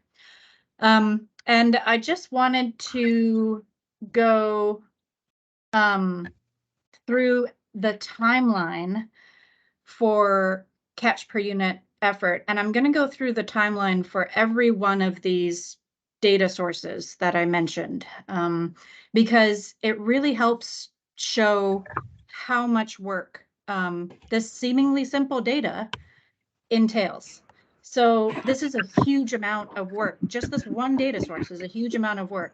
it may seem simple on the surface, but it's very intricate, detailed data because it involves so many different species, and it's across the whole of Vermont. So the timeline from the time that we receive data from trappers via mailed-in surveys to actually analyzing the trends in the CPUE is almost a full year. So in March to May, trappers will mail in their surveys, and then in June to August, there has to be a process where missing surveys, even though it's a mandatory survey, there's always missing surveys. So those have to be investigated and collected. And then in August and September, data is entered into an online database. This online database is a very complicated database because it spans numerous, like 40 decades of data, more than that, on 13 different species. And so it's entered into an online database, but then there's a whole 2 more months in September and October where the data is checked for error, and then it's categorized in a way that it's organized in a way that it's easy to download and analyze. So just that process takes an entire 2 months because it's not simple data. And then in November and December, the data is typically downloaded and summarized for some federal reports that are due in the new year. And that's also where some statistical models are analyzed. So by statistical models, I mean mostly looking at trends in catch per unit of effort over time, but also looking at a whole bunch of different correlations in the patterns that we see so that we can understand what's going on a little bit more. So the harvest catch per unit of effort does not give you something like a population number. We use it as it's called an index, and we use it as a trend over time. But for fur bear, this is actually extremely useful, and it's often better. So if I were to come up to you and say, oh, I have this model and we collected, we spent $1 million collecting a whole bunch of information on like 1,000 bobcats in Vermont. Oh, by the way, maybe we had to, catch them to collect individual samples from them. So we did that, and we determined that there were 4,000 bobcats in 2021, and there were 4,500 bobcats in 2011, because we didn't have enough money to do this every year. So we could only produce population estimates, abundance estimates for those 2 years. What can you do with this information? So this is why it's not always the best information to just get an estimate of abundance, because there's not much you can do about that. In between these years, between 2011 and 2021, number of bobcats could have been anywhere in between. A lot can happen in 10 years with species, and you wouldn't have known a thing because you could only study them in those 2 species, because this is a very expensive way of getting data, and you'd have no sense of what has happened over time to a population. You'd only have one piece of a really complicated puzzle. So you really would be running all these complicated models, but it wouldn't be that useful. And so looking at our harvest catch per unit effort, this is an index again of trend over time. It's an index of the population number, but it's not an estimate of the population number. However, it does tell us this is extremely valuable data in many different ways. And I'm going to walk you through some of the features of our CPUE, our catch per unit effort trends, by going through each of the species group and pointing out some important things that we look at when we're observing these trends. So I have summarize trends from the time that we started collecting CPUE data, that's 1990, until last year, for all 13 species, and I've grouped them together just to make it a little bit easier for your eyes to adjust to all these graphs. I know it's a lot of graphs, but don't pay too much attention to the actual numbers. I'm just going to point out some things that we do to assess this data, and it also nicely illustrates like the challenge we have when we're trying to manage this many different species. So I've organized them into kind of the more adaptable species, you know, like the city slickers, the species that are very variable in their ability to occupy almost any landscape. So because they're so flexible, their populations often vary a lot from year to year. And so we get some data sets where the trend is just all over the place. And this can be a challenge for understanding what is going on with the population, but it does illustrate that you really have to know more than just the numbers of a species. You have to know about their ecology. So if you look at those city slickers, you would expect those populations to vary a lot because you know that those populations are highly adaptable. Their reproductive methods also make their populations vary a lot because they tend to produce a lot of young. And they have high fecundity. They breed very successfully. And then some other species, pointing out some other species groups, moving down to the mustelids. These are fisher, mink, weasel. And so for some species, there are fewer of them that are trapped compared to other species. So you're dealing with comparatively quite small sample sizes, which again makes it a challenge to understand what these trends are saying. But in this case, again, understanding other factors that might affect these trends is really important. So this past year, 2 years, 3 years, we had a lot of discussions about fisher CPUE trend. A lot of other states were seeing declines in their CPUE trends for fisher. And regionally, there was thought that fisher were in decline. Fisher populations were in decline. So we took a really detailed look at our CPUE data, at all the data that we have for fisher, but we also incorporated all the other things that relate to fur bearer management and conservation. So this included fur prices. We looked at the correlation between fur prices and CPUE. We looked at the correlation between, you know, changes in trapper effort and trapper number. And then finally, we looked at season changes. And we did see a dip in fisher CPUE in about 2004. It dipped and then stayed pretty stable after that. But there was a dip in 2004, and that was right around the time when there was a huge season length change, and that's what affected the CPUE. So there's a whole host of different factors that can come into play when you're looking at these CPUE trends. And I just wanted to kind of give you a taste of what some of those things are. One last thing I wanted to mention was that oftentimes we will use other sources of data to verify these patterns that we're seeing to see if the trends make sense. And if you look at the canids and the felines, the bobcat and the red fox and the gray fox, you might notice that there's certain spikes in the trend that seem to kind of co-occur together.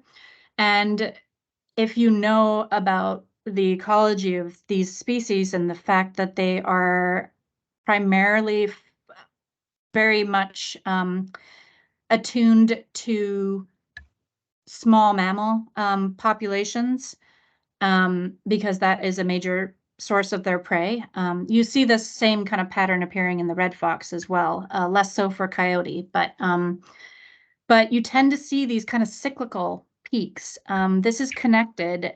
If you were to overlay peaks in small mammal production to these graphs, they would follow each other quite closely. And so connections between small mammals that go to connect to mast production, so food for small mammals that are food for these fur bear species. That's another contextual factor that we consider when we're looking at these trends to better understand them.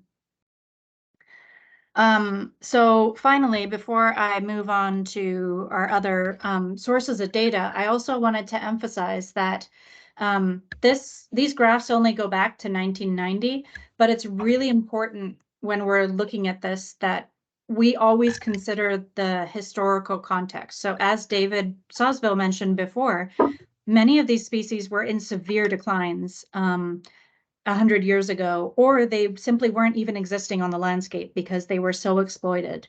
And so that's another historical aspect that we bring in when we're discussing and analyzing what is going on with these populations and what the trend is showing. So what does this tell us? What does harvest catch per unit effort tell us? It tells us about long-term population trends, 5-year, 10-year. This is what we want anyway, because we want to understand how a species is doing on the landscape long-term. And it helps us understand the cyclical connections that I just spoke about before, where are they connected to cycles on the landscape? And is that breaking down anywhere? Do we have to be concerned about that? Are they getting enough food? And is that happening in a normal way that we would expect it to happen based on how it has historically happened? There's multi-species comparisons that we also do. So just like how I grouped those species together in the last slide, we compare species to each other, especially for those species that occupy similar habitats. So water species, we tend to compare their trends together because they're occupying a similar landscape. And so any changes in those three species trends can kind of cue us into any potential problems that need to be addressed. And then there's also potentially more things that CPUE will tell us in the near future, because we are working on there's a number of statistical advances that have been made in just the past 5 years or so that tell us a lot more about the reproduction and survival of these species. You can kind of build back a population from CPUE and kind of look at what it has historically done, especially with the Vermont data, because it spans such a long time frame. It's one of the longest running, it is the longest running data set for fur bear species in the Northeast and possibly most of the US. It's a really highly valuable data set. But again, I just wanted to emphasize, this doesn't tell us exact abundance, but that's not really something that we want to know anyway or need to know. It doesn't tell us about local town level trends or short-term trends. But again, that's not going to allow us to effectively manage or conserve fur bear species anyway. So I just wanted to bring up some of I've talked about all these things, but I just wanted to list them here.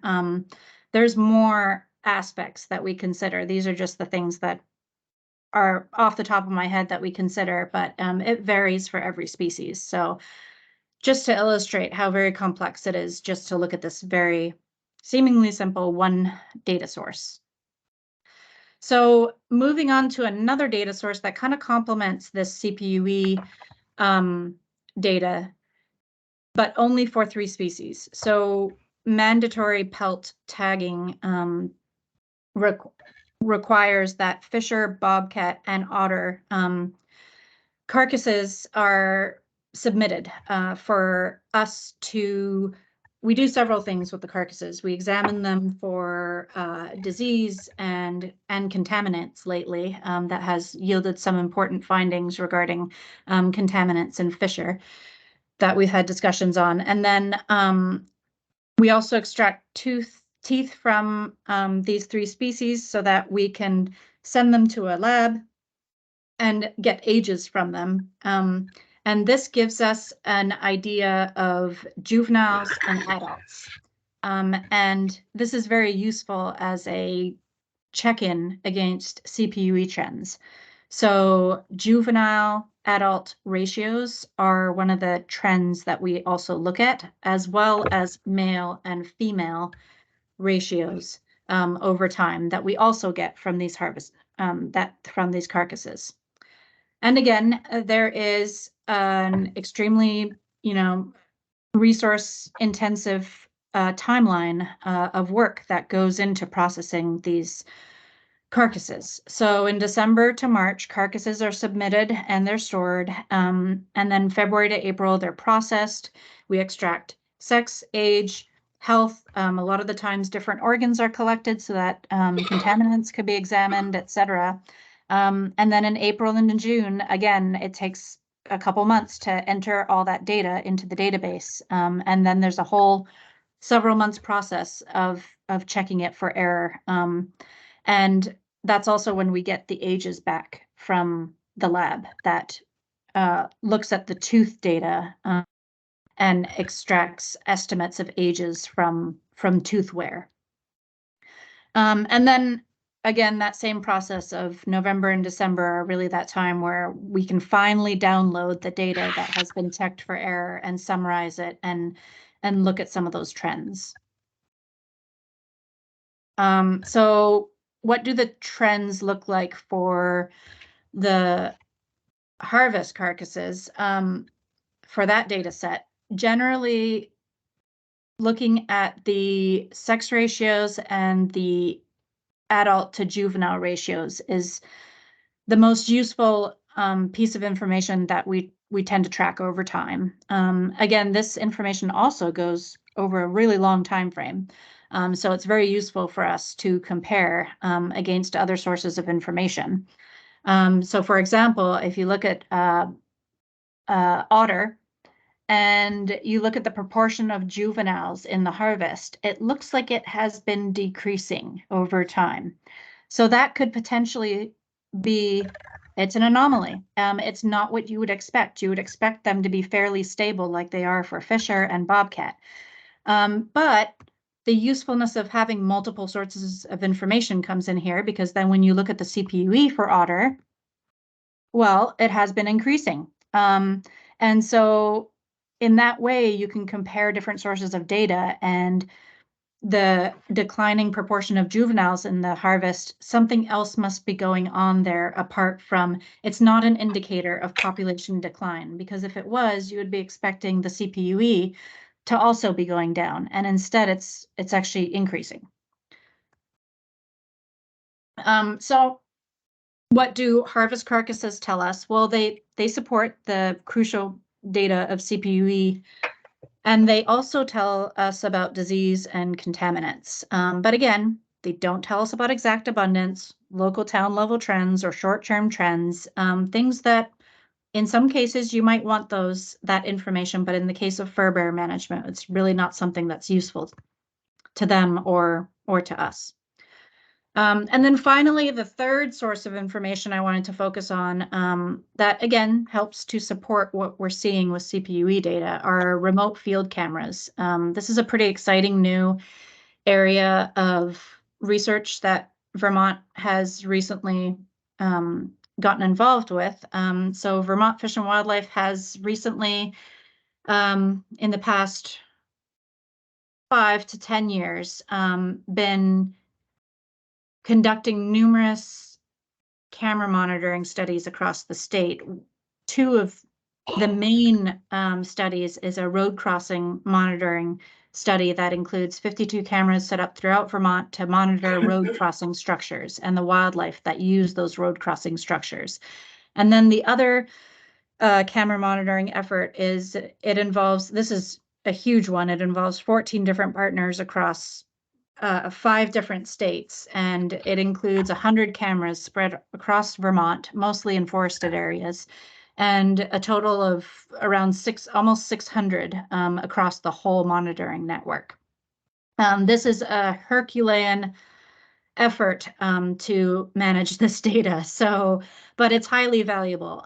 So just to give you a general sense of the timeline, there's several months that go into putting the cameras out in the field and then documenting that. There's a lot of really exciting technology that's come in with this camera work. So for example, that cell phone that you see in the right corner illustrates how we're able to kind of coordinate all this effort of trying to monitor, 600 camera stations across 5 different states by using an online survey app. So that's one of the features that we've incorporated into this project to help us accomplish it. It really helps to coordinate everyone together, and it's all using the same protocol for monitoring wildlife with cameras. And then another exciting piece of technology that's come into play here is that we can use artificial intelligence, or AI. So that's that species from photos, species identified from photos with AI. That's that arrow. The AI here is artificial intelligence that kind of identifies a species from photos. That saves a ton of time because if you can imagine, there's hundreds of thousands, millions even, photos produced through this effort. And so if you can feed it through a artificial intelligence machine learning algorithm that just tells you what species are in the photos, then that really helps you accomplish that project. So just to give you a sense spatially of how these projects are set up for remote field cameras, the project on the left is the large network set up across the 5 different states. And here it is in Vermont. And then the project on the right, or maybe it's opposite the way that you're looking at the screen, but the project with the camera locations on it is the Vermont Agency of Transportation Road Monitoring Network. So lots of camera monitoring going on. What can it tell us? It can verify CPUE trends that we're seeing. So you can also get CPUE from these cameras that can help to verify what you're seeing in the CPUE trends.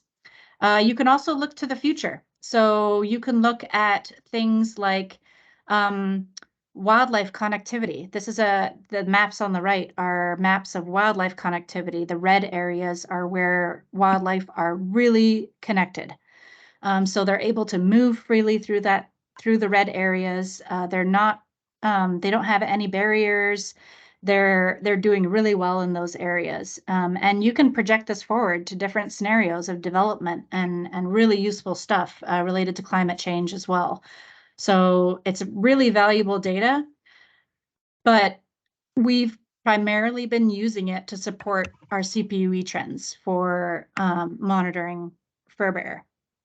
And it can also tell us a little bit more about species interactions, so we can compare different interactions we're seeing and different connections we're seeing with CPUE trends to the connections we're seeing using field cameras. It can tell us more about what range and habitat use these species have. And then importantly as well, it can tell us where endangered fur bear species are being detected, like lynx and marten. So on the right, you'll see a map of where marten have been detected in Vermont. This is from 2019. So marten have actually been detected at cameras in southern Vermont since then, but just to give you an idea of what we can do. So my conclusion here is that there's no gold standard that we use for monitoring fur bear. It's more a case of not necessarily sampling many individuals, because that's not best in the case of fur bear. It's more about collecting a variety of data types over the long term and comparing that data across other sources, states, and regions. And this is, I hope the timelines have kind of given you a bit of a sense of the Herculean effort that's involved with just these. I've only given you examples of 3 types of data. There were the other types of data that we also use to support what trends we're seeing. So it's really a huge effort by everyone that's involved with fur bear management in Vermont, who you see here. And so I just wanted to leave you with two takeaways from this presentation: that Trapper Drive data is the most important source for fur bear monitoring. That's the CPUE data. And that fur bear monitoring is extremely complex and resource intensive. And with that, I will stop sharing.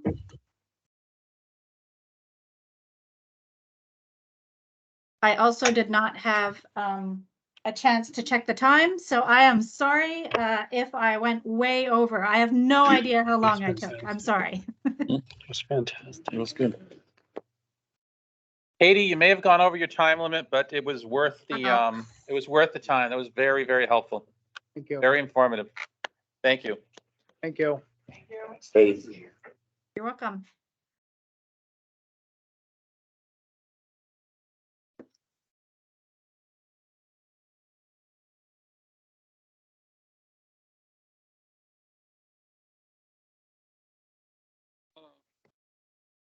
Okay, why don't we take a we're going to take a quick break here.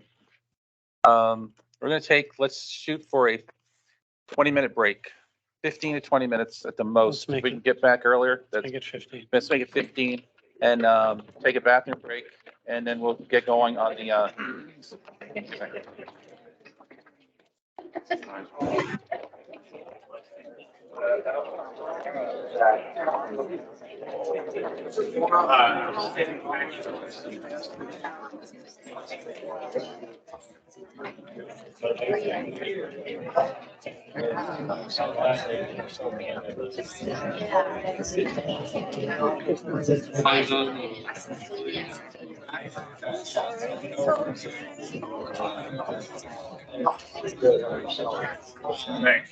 Oh, how are you? How are you, sir? Good.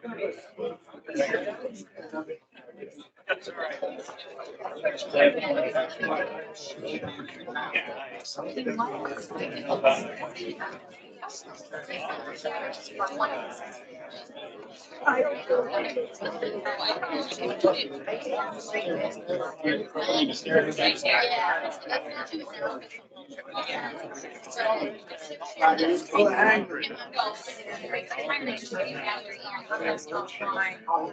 I was gonna say, I'm sorry about George. That's great.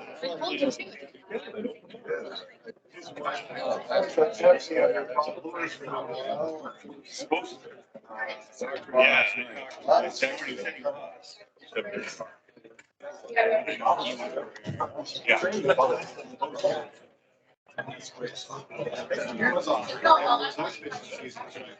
Yes.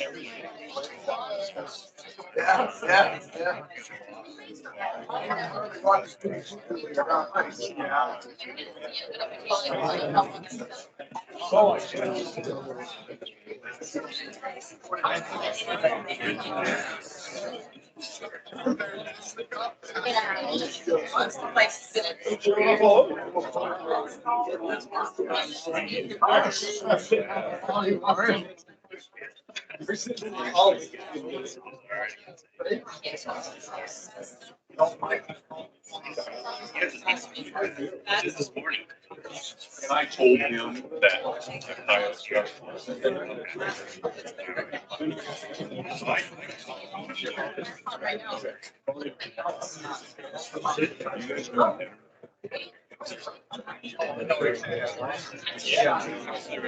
Yeah, no, absolutely.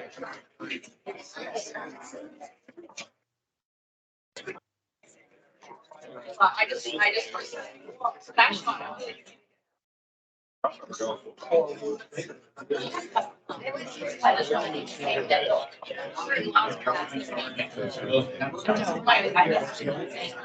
You've given examples of states.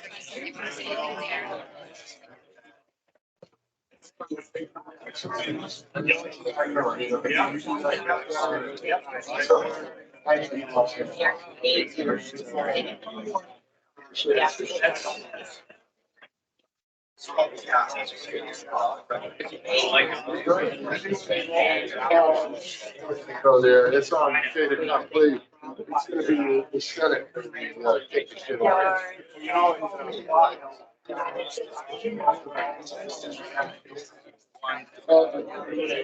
Really? Well, no. I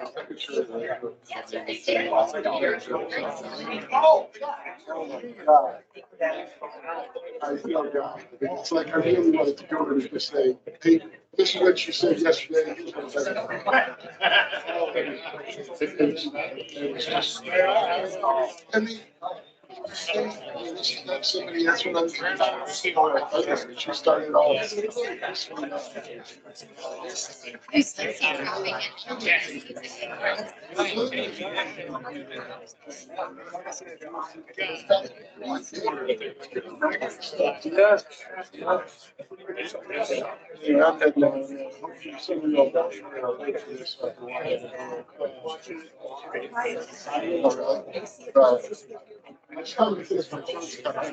I'll make sure.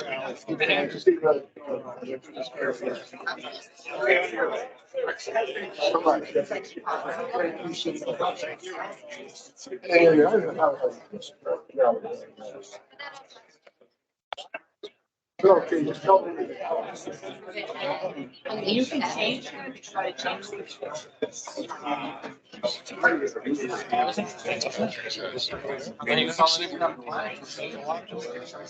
Show that traffic change is important. Right. I've never really heard that before. That lady's tremendous. She's a presentation. It's just, she knows her stuff. Hopefully she hangs around for a while.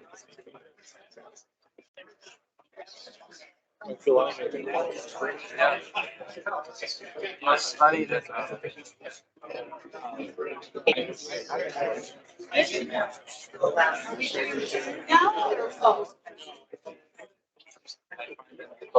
It's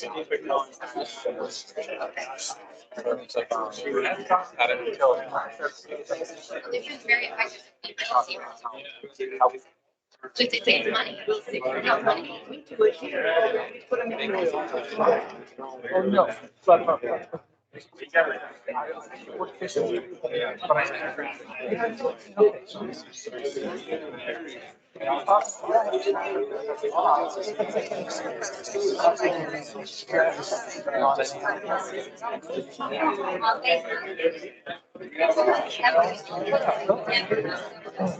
And you're 100 times bigger than that fish.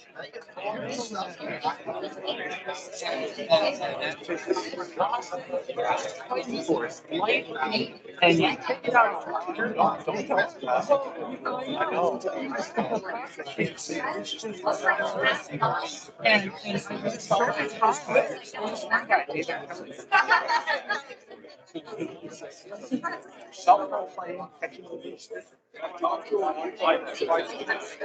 And barbaric and so forth.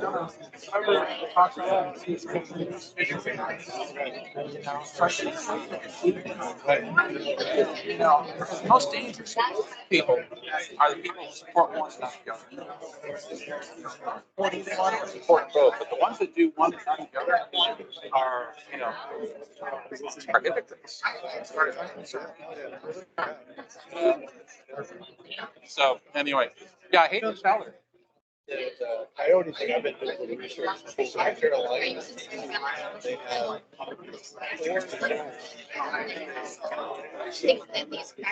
live crowd, 4 coyotes for each zone, 16 coyotes.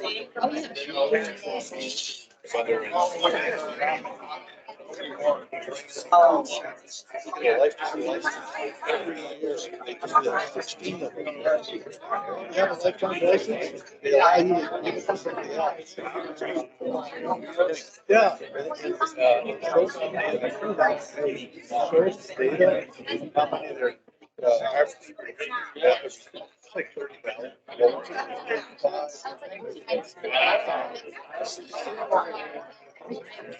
Yeah, yeah, yeah. I'd say that we only have Less than 10,000. Yeah, something like that. I heard that on a couple of public radio. Hold up another report. Shoot, apparently it's places, it must be like a peninsula. Yeah, I've seen that. Barnstable? Not Barnstable, no, not Barnstable. No, it's not Barnstable, it's, whatever it is, it's on the north shore. I can't remember what town, but anyway, I've read that. Straightened out. Did we? Yeah, Nathan reached Because out. I yelled at Nate on Friday. Yeah. It is something. He said he can hear. He can hear. Oh, okay.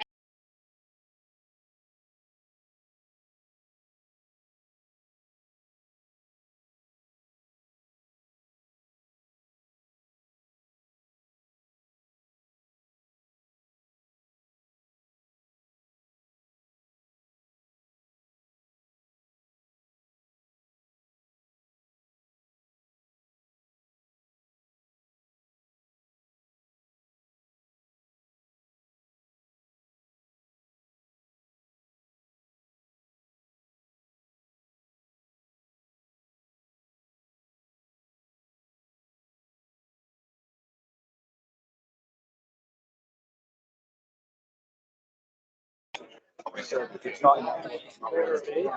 The book that we have access to. We used to call this Bible. Yeah. And we ran out of the class, we would ask, it asked you a question, you know the answer, you cannot lie. Say, you know what? That way, people want to hear this. Yeah, that's right. So, Nor does anyone have the ability to shut down this app. do you know who it is? I know Yeah. his name, Can you but send him a text? if I knew him that well, do you know it? Ask the question. Daniel Bushy? Yeah, there's a guy here. And they don't mind. So if anyone I had knows one if to turn it off. Is he the So guy we're who gonna spoke? have what calls the instructor, and he actually against us. No, he's. Yes, I know. Brian Bushy? Just stand up there and say, I'm. Yeah, no, I know. The only thing, I got a piece of paper that says I should sign you off. I don't have all the answers, they change. I like it. Yeah, I see that now. Okay, let's get, I'm gonna find out though. Every class, it happens. Yeah, you want it, and you gotta put it out there. that I worked used well. to sit on the table with the kids and say, I used to sit here. Yeah. I sat here, don't be intimidated, man. Yep. Figure it out, we're just here to get you started. Yeah.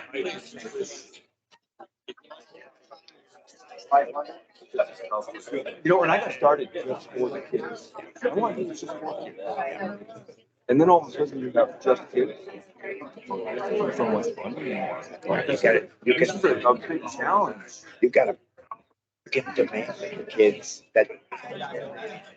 Yeah. You can set that Well, standard. and I don't mind, no, most times it's not each there. He actually had a nice little line.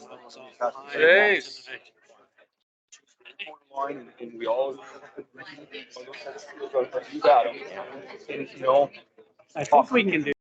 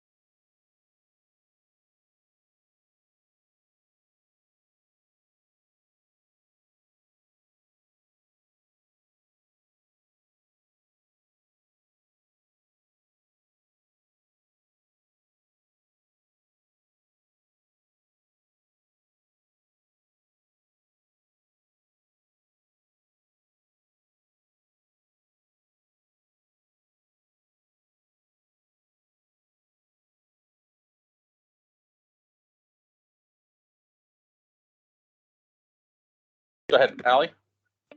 Will be next. She's just stepped out for 30 seconds. If you can remind participants to turn their cameras off. Okay. Okay, who was successful in shutting those lights off last time? There we go. Thank you. Also, if you are online watching the presentation, if I could remind you to please shut off your camera. That way we get the advantage of the entire screen for the presenters.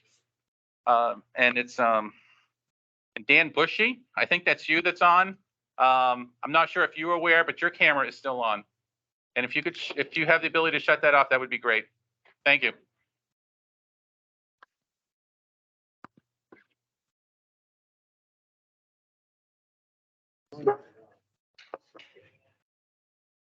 Let's do this.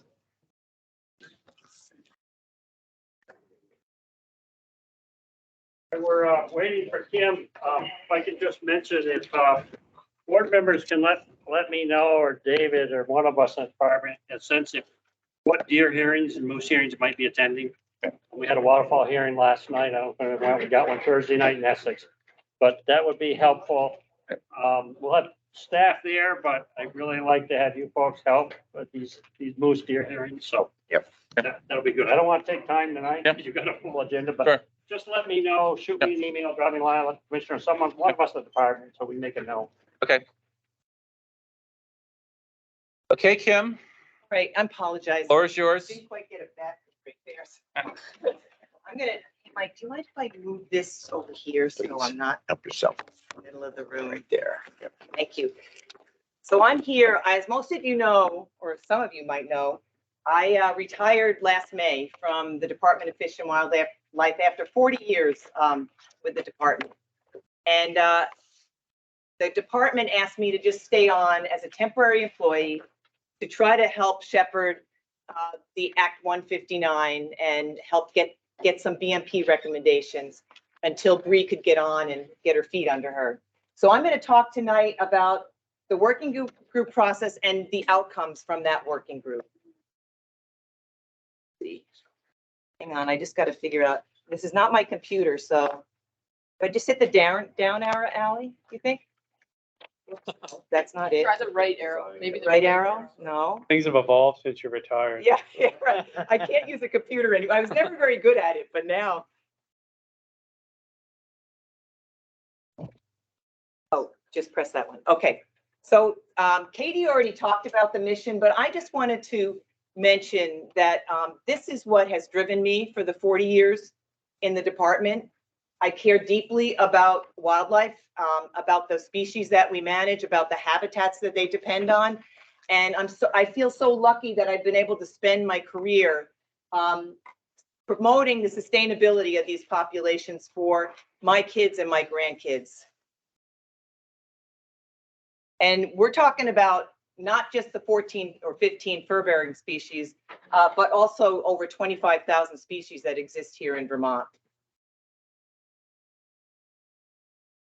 So I don't think Katie had lynx in those pictures. I don't think she was counting lynx, right, in her 15. But anyway, I say there's possibly 16 fur-bearing species. And all those that we currently trap are common and abundant. In fact, some of them are more common than they were prior to European settlement or than they were 100 years ago. Many of them more common than they were 100 years ago, even in the face of regulated trapping. As Katie mentioned, and I'm not going to go into any more detail, we try our best to use the best available science. Science changes, and it's nuanced, and it's complicated, and it's not always the same 10 years back from what it is today. So we have to be adapted. We have to change with it. But we do our very best to try to stay up with the current science and use that as we're managing these populations and monitoring these populations for all Vermonters. And that's key, all Vermonters. A lot of people ask me why a conservation organization like the Fish and Wildlife Department supports regulated trapping. And I'll get into that a little bit more in depth later on, but it's an important tool, as Katie suggested, and it provides many benefits to both wildlife and to people. So first, who owns wildlife in North America? People. The public does, yes. This is unique to North America. It's different than the European model. The public owns North America, owns wildlife, and we are the ones that are given the obligation to actually manage those species and the resources for all the publics. And we take that very seriously. As I said, we value and conserve these species. What we have found, and this is based a lot on my 40 years of experience, but also on some literature, is people tend to really love wildlife, except when the bear comes up on their back porch, the beaver floods their driveway or their septic system, the raccoons in their chimney or in their garbage. And then they want somebody to take care of these animals and get rid of them. And over time, if you don't control or deal with those wildlife-human conflicts, you're going to find that people's attitudes towards wildlife changes. And we do not want people to consider wildlife to be vermin. We want them to care about these animals, because if they don't care, then they're not going to care about the habitat that these animals need. And that's, as Katie, I think, has said, and others have said, without the habitat, we're not going to have these species for future generations. So the role of regulated trapping, again, like I said, you might wonder why we promote trapping. What's the benefit of trapping? And there is, as Katie said, some benefit in terms of population management. In Vermont, that may be sort of regional or local based on where the trapper is trapping. It's probably not, we probably don't have a huge influence on statewide populations right now, just because we don't have that many people out on the landscape. But there are some species, beaver, raccoon, skunk, where we can have some regional impacts on the population that are important. Habitat protection, again, this is more of a coastal issue where they've reintroduced nutria, and they've had to use trapping. It's been the only effective tool for actually controlling nutria, which is an invasive species, which are eating out all of our coastal marshes from about the Chesapeake down around to Louisiana.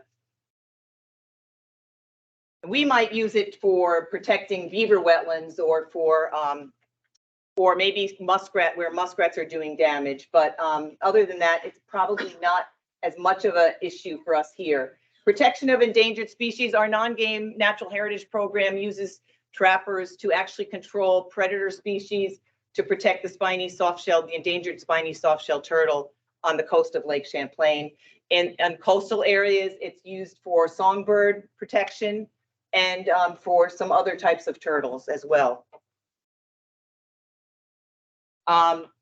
Reintroduction of threatened and endangered species. I think David mentioned that we reintroduced fisher back in the 50s and 60s, using trappers, by the way, experienced avocational trappers, from Maine, and I think they mostly came from Maine. We brought in fisher, and then in 89, 90, and 91, we brought in marten from Maine and New York, using, again, experienced avocational trappers, and brought those animals in. And once they were actually brought in, trappers provided the beaver carcasses that fed those marten until they could really get a hold on the landscape. Human wildlife conflicts, again, our first go-to is to suggest a non-lethal approach, which is why we started the beaver deceiver program that Dave mentioned 23 years ago. If there's an opportunity to use some other method to address human wildlife conflict, that's what we go to, but it doesn't always work. And when it doesn't work, that's when trappers or even houndsmen come into the picture.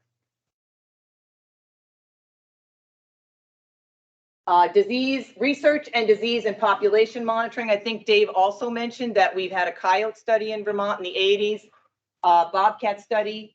That particular bobcat was caught in a foothold trap by a trapper who then called us. We came, we processed it, put a radio collar on it, and followed it around, seemingly unharmed, unimpacted from the actual trap. And we did this bobcat study for a couple of years to look at habitat changes, where bobcats, we were actually looking at critical habitat, what bobcats need in order to survive in Vermont. So if that was the study David referred to that we did with University of Vermont. And then Katie went into depth about our population monitoring. I don't think she mentioned that in many cases, we partner with, I think last year we partnered with 5 different organizations to collect data on the animals that were turned in. UVM collected samples for CoV2 and for genetic study to look at landscape connectivity. The Wildlife Services collected rabies samples to look at how important or what's happening with their rabies bait drop. We had a cooperative effort with Virginia Tech to collect samples for screening for Echinococcus multilocularis, which we were trying to figure out if that was existing here in the Northeast. And we actually collected samples to test for rodenticides from bobcat and fisher so that we could get information on whether or not those are ubiquitous on our landscape, which it seems that they are. So this is an example of trappers basically are citizen science for us, citizen scientists for us. They are our eyes and ears on the ground. And this was a case where in southern Vermont, we had done the martin reintroduction in 89, 90, and 91. We had put out cameras 5 years later, had mostly pictures of fisher. We were afraid that climate change had really were advantage to fisher at the expense of martin, and we thought maybe the reintroduction had failed. But this particular trapper thought he saw martin tracks when he was setting his fisher traps, and he put out a camera and he sent us this picture. And this basically, I think, actually triggered the study that we had done for 5 years with Central Connecticut State University, where we put up cameras. Several grad students were involved, and we found that we actually have a population of American martin in the greens as a result of that reintroduction effort now 30 years ago almost, or whatever. So we also did a public survey in the fall, and if you have questions, you can refer them to Chris Saunders. But we were interested in getting information from the public about attitudes around fur bearer management, a broader survey about fur bearer management, hoping that we could actually do a fur bearer management plan at some point down the road.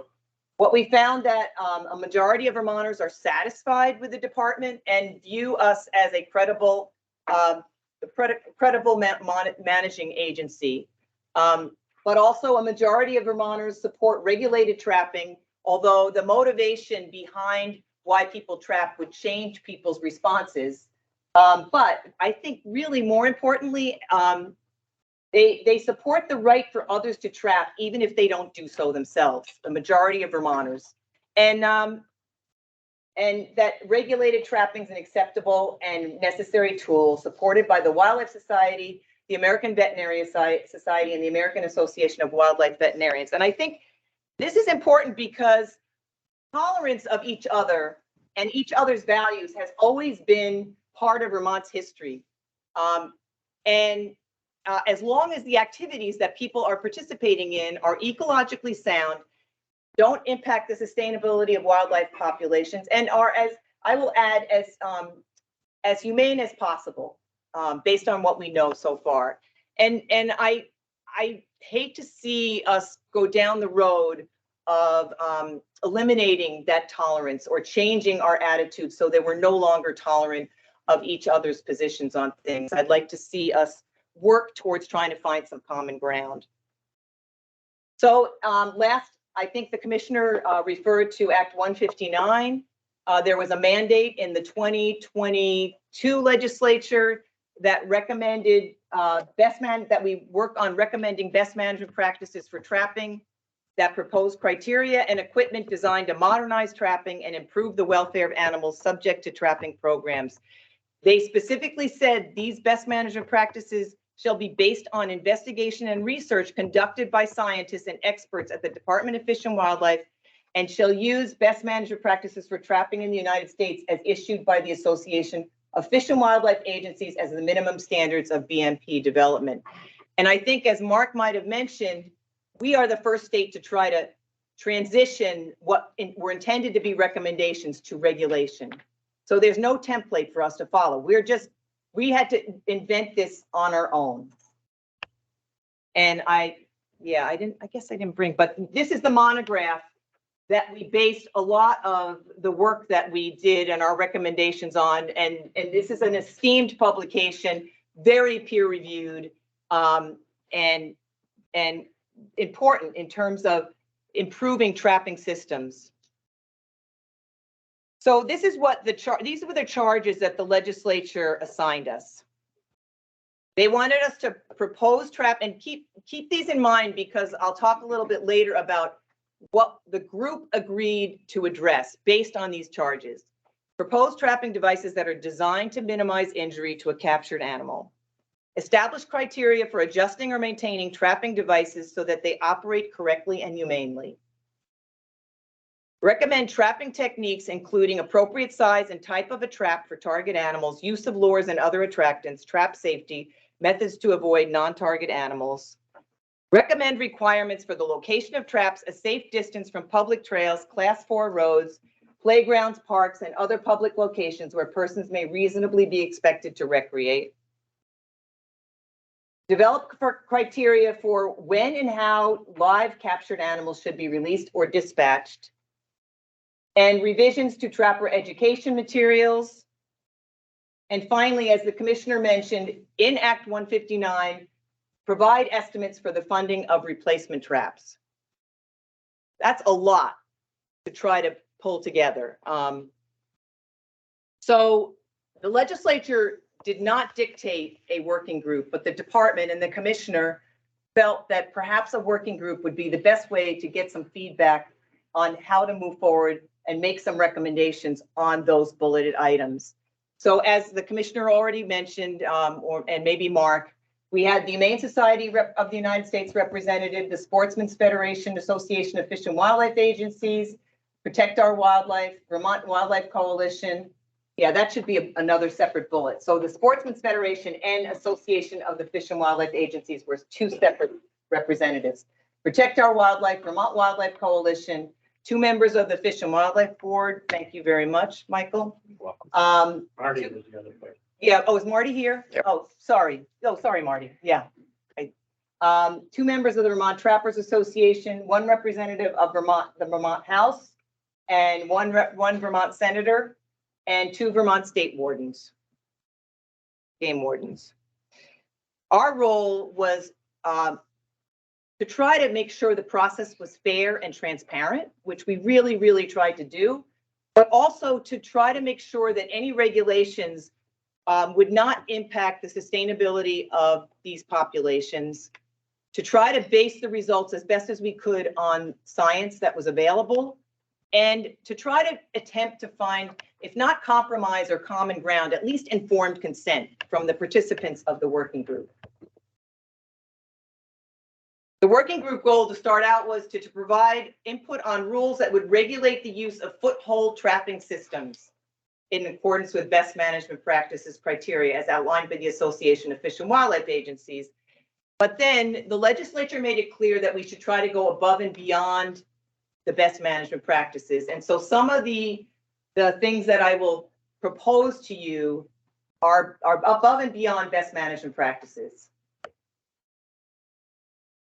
Like I said, the group objectives were basically to try to get informed consent, try to maintain an equitable and fair, respectful and transparent process, try to secure some agreement on the final recommendations, and ensure that the recommendations and rules are clear, applicable, practical, and enforceable. Again, that's what we felt our charge was. So, and this is where you go back to those bulleted points. We basically took the 3 petitions that were before us. There was one from the VTA, one from Protect Our Wildlife, HSUS, and Vermont Wildlife Coalition, and then another one from Protect Our Wildlife from a few years ago on off-trail offsets. And the group went through all of those bulleted points and and the petitions, compared them to the petitions, and decided as a group what really applied to Act 159. And so we came up with, as a group, and there was consensus around these: address BMPs to improve animal welfare and selectivity, address setbacks, address baits and lures, address technical items related to body gripping traps, and address methods of dispatch. So those are the 5 items that I'm going to present to you today. We also held a public meeting on November 22nd. I think maybe 50, 60 people, you think, showed up to that.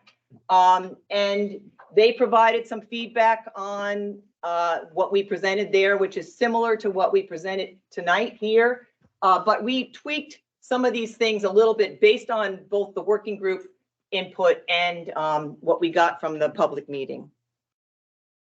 I think Mark mentioned, I just put this in here as a reminder that you can go to these websites. If you don't have the links, we can send them to you. All the minutes from the working group meetings are in the link above. Any information that you want to find about the working group is there. The working groups and the presentation that Bryant White and Dr. Nathan Roberts gave that night at the meeting is right here at this link. So we can, again, if you haven't looked at those, this one in particular is really good background information on the BMP research project. So first proposal. And what we tried to do is set an objective. What are we trying to do with these proposals? What are we trying to accomplish?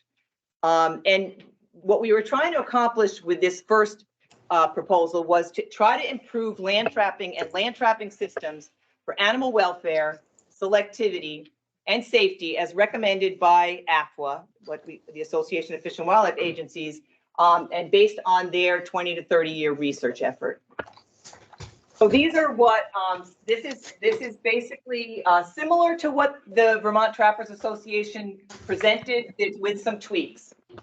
All base plates, and I think what we'll do is have one of the wardens, why don't you get him, because he's going to go through some of these so you can see what we're talking about and what we mean by this language. All base plates must feature a center chain mount with swivel, with free moving chains that allow mobility for animals caught. All traps triggered by downward pressure must be adjustable for pan tension. And I think Warden Scott will mention why these are important. Traps must be anchored with a maximum of 18-inch chain length. Extra swivels and/or shock springs can be added to the chaining system. Foothold traps must be padded, offset, laminated, foot encapsulating, or have jaws with a minimum thickness of 5/16. No foothold trap shall be set on land with a spread of more than 6 1/4 inches. So we'll take a little pause here to allow Warden Scott to go over. What's that? Yeah, let me move it over here.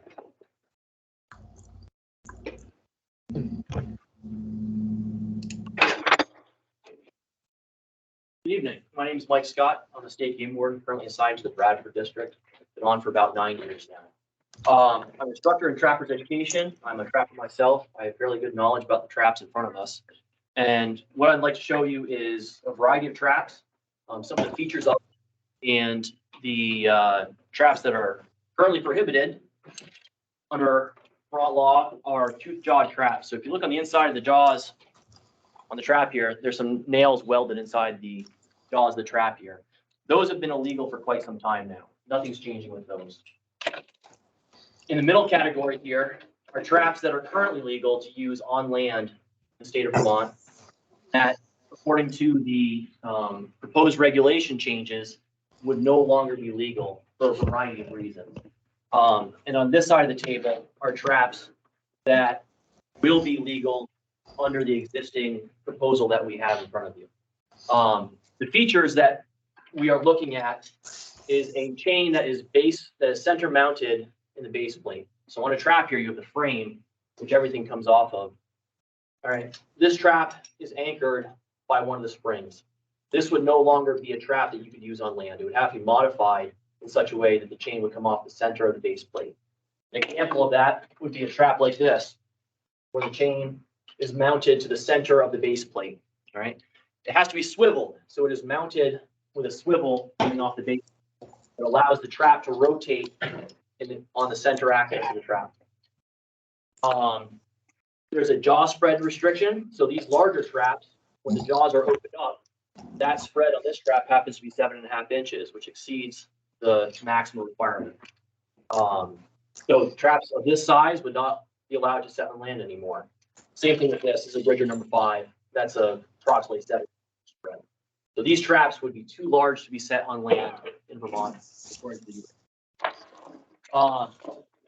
Closed jaw traps, such as this one, where there's no gap in between the jaws, would not be allowed unless they were laminated or padded. So an offset jaw is like this, where there's a gap in between the jaws, right? As opposed to this trap, which has regular jaws, which are no gap. The gap there, no gap on the other jaw. These regular jaw traps would not be legal to be set on land unless the jaws for a padded jaw style trap. This has a rubber padded jaw. Okay. The rubber jaws in the middle there. Or offset jaws, which I just showed you, so that's offset. Or if the jaws were thicker, these are cast jaws. The metal here is thick and there's a wider contact space on those jaws. Wider jaws, these are cast jaws. Cast jaws, and these are also offset cast jaws. Offset cast jaws. Thank you. Okay. So padded jaws, offset jaws, offset cast jaws. Third way, or the other way that you could modify a trap to make it such that you could set it on land, according to the new regulations, would be by welding laminations on these jaws. You can have laminations on the inside of the jaw, or you can have laminations on the outside of the jaw. And that is a way of adding thickness to the inside of the jaw face. So that way the portion of the trap that contacts the animal's paw has more surface area, so lower pressure on the paw. The other type of trap, which would still be allowed, would be a foot encapsulating trap. This is an egg style trap. Anchors through a cable in the back here, but essentially this is meant for a raccoon to be able to place its foot inside of here and pull a trigger. And that way other animals, non-target animals, would have a much harder time being caught. They're commonly also referred to as dog-proof traps. There's a variety of makes of them. Some of them are metal cylinders, but they're very, very good at catching only raccoons. And these would still be allowed. One of the other features that enhances selectivity of traps is the ability to adjust the pan tension. And there's a variety of ways of doing that. This trap uses a threaded bolt here on the pan that's adjustable. Tighten that screw down. Your pan takes more power to move the pan. Okay, pan tension adjustable. That's the most common way of adjusting pan tension, is by tightening that bolt down. It takes more force to move that pan when that bolt is tightened down. There's a variety of other ways of doing it. A trap like this MB550, this little piece of metal here is called your dog. Okay, it engages with your trap pan. The manufacturer of this trap has a specification that if you bend the dog in a certain way, it's going to adjust the pan tension. So just by bending this piece of metal to a certain shape, you can adjust the pan tension. I believe their recommendations go everywhere from 2.5 pounds on the low end up to about 5 pounds of pan pressure. Another way of doing it is some folks will put something called an underall or a piece of foam underneath the pan, and that adds weight. Okay, so an animal has to press down harder on that pan in order to trip the pan. So a combination of those factors, what makes these traps on this side both more selective and more humane.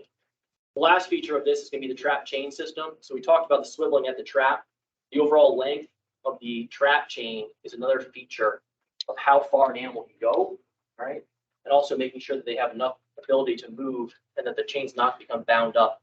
The swivels on these traps are really intended for animal welfare. The more the trap can swivel, the more the trap can move with an animal.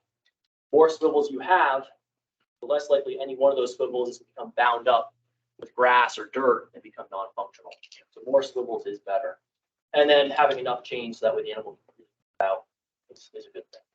Right, Anything else? yeah, can you just, I know it's a little bit intuitive, but how the pan tension helps with selectivity? Certainly, yeah. So if you are trying to capture larger animals, specifically coyotes, you want more pan tension. The more pan tension you have, you're going to exclude smaller animals.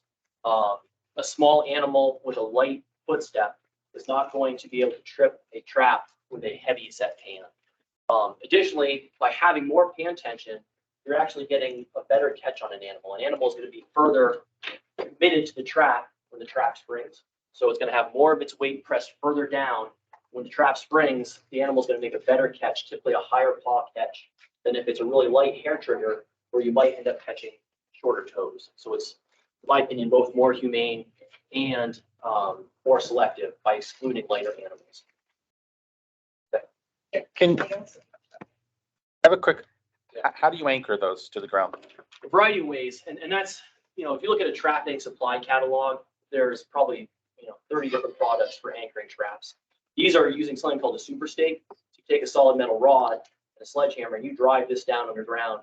That way this swivel sticks up on top. And when you set this thing, it goes from being driven in vertically to flipping sideways. And it is everything I can do to pull this thing out of the ground. They are not going anywhere in most instances. I have to use a big lever to get this thing out of the ground. They can also be staked in with rebar. You can use swivel on the end like this. You could put a piece of rebar with a nut welded onto the end of it. Typically, we recommend cross staking on any land set to ensure that the animal's not going to pull it out. You can hardwire these things off to a device like a log. Currently, you can anchor it in some mechanical fashion, like with a quick swivel. Anything to make sure the trap's not going to move away from the site. Quick question. Yes. Could you explain again why the center mounted chain is important versus where we're? Absolutely, yeah. So this trap is mounted on the end of the spring. This trap is mounted on the end of the frame. These would both be prohibited, and the requirement would be a center swivel. A side-mounted chain like this, an animal that gets caught in this trap is going to be pulling against the chain, and their paw is going to tend to slide to the side of the trap away from the chain. All right, and that sliding motion can be a cause of injury. A trap that is center swiveled, when the animal is inside that trap, it's going to remain centered up in the trap in the widest portion of those jaws and away from the other pieces, these levers on the sides where the animal's paw might come in contact and cause damage. So by being center swiveled, the trap swivels freely with the animal and you stay away from sliding or from contacting your levers. Thank you very much.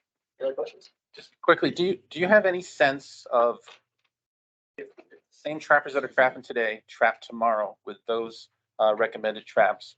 What percentage of trappers are going to have to convert to? How many of the best management practice traps are being used today? Just the best guess. Yeah, I believe what AFWA stated was there's like 85% of traps being used today. Well, I think for Vermont, there's something like 75% of trappers know about BMPs, which is pretty high from the national standpoint.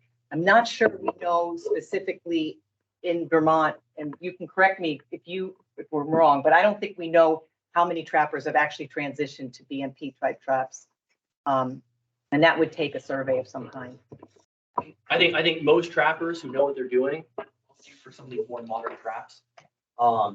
In my experience as a field warden, most of the people I encounter trapping, especially trapping canines and land sets, are using more modern traps like this. This is an MB550, a whole variety of other makes and models that have similar features. And that's the majority of traps that I see on the landscape are this construction, similar construction. Is there a limit to the number of traps a trapper can run, or what's a typical trap line number? Certainly, there is no limit to the number of traps a trapper can set in the landscape. Really, the limit is the number of traps that you can set, and maintain, and check in a calendar day. A typical trap line, it depends if you're a 12-year-old kid checking your traps on your bike, or if you are somebody who takes off the month of November and does this full time.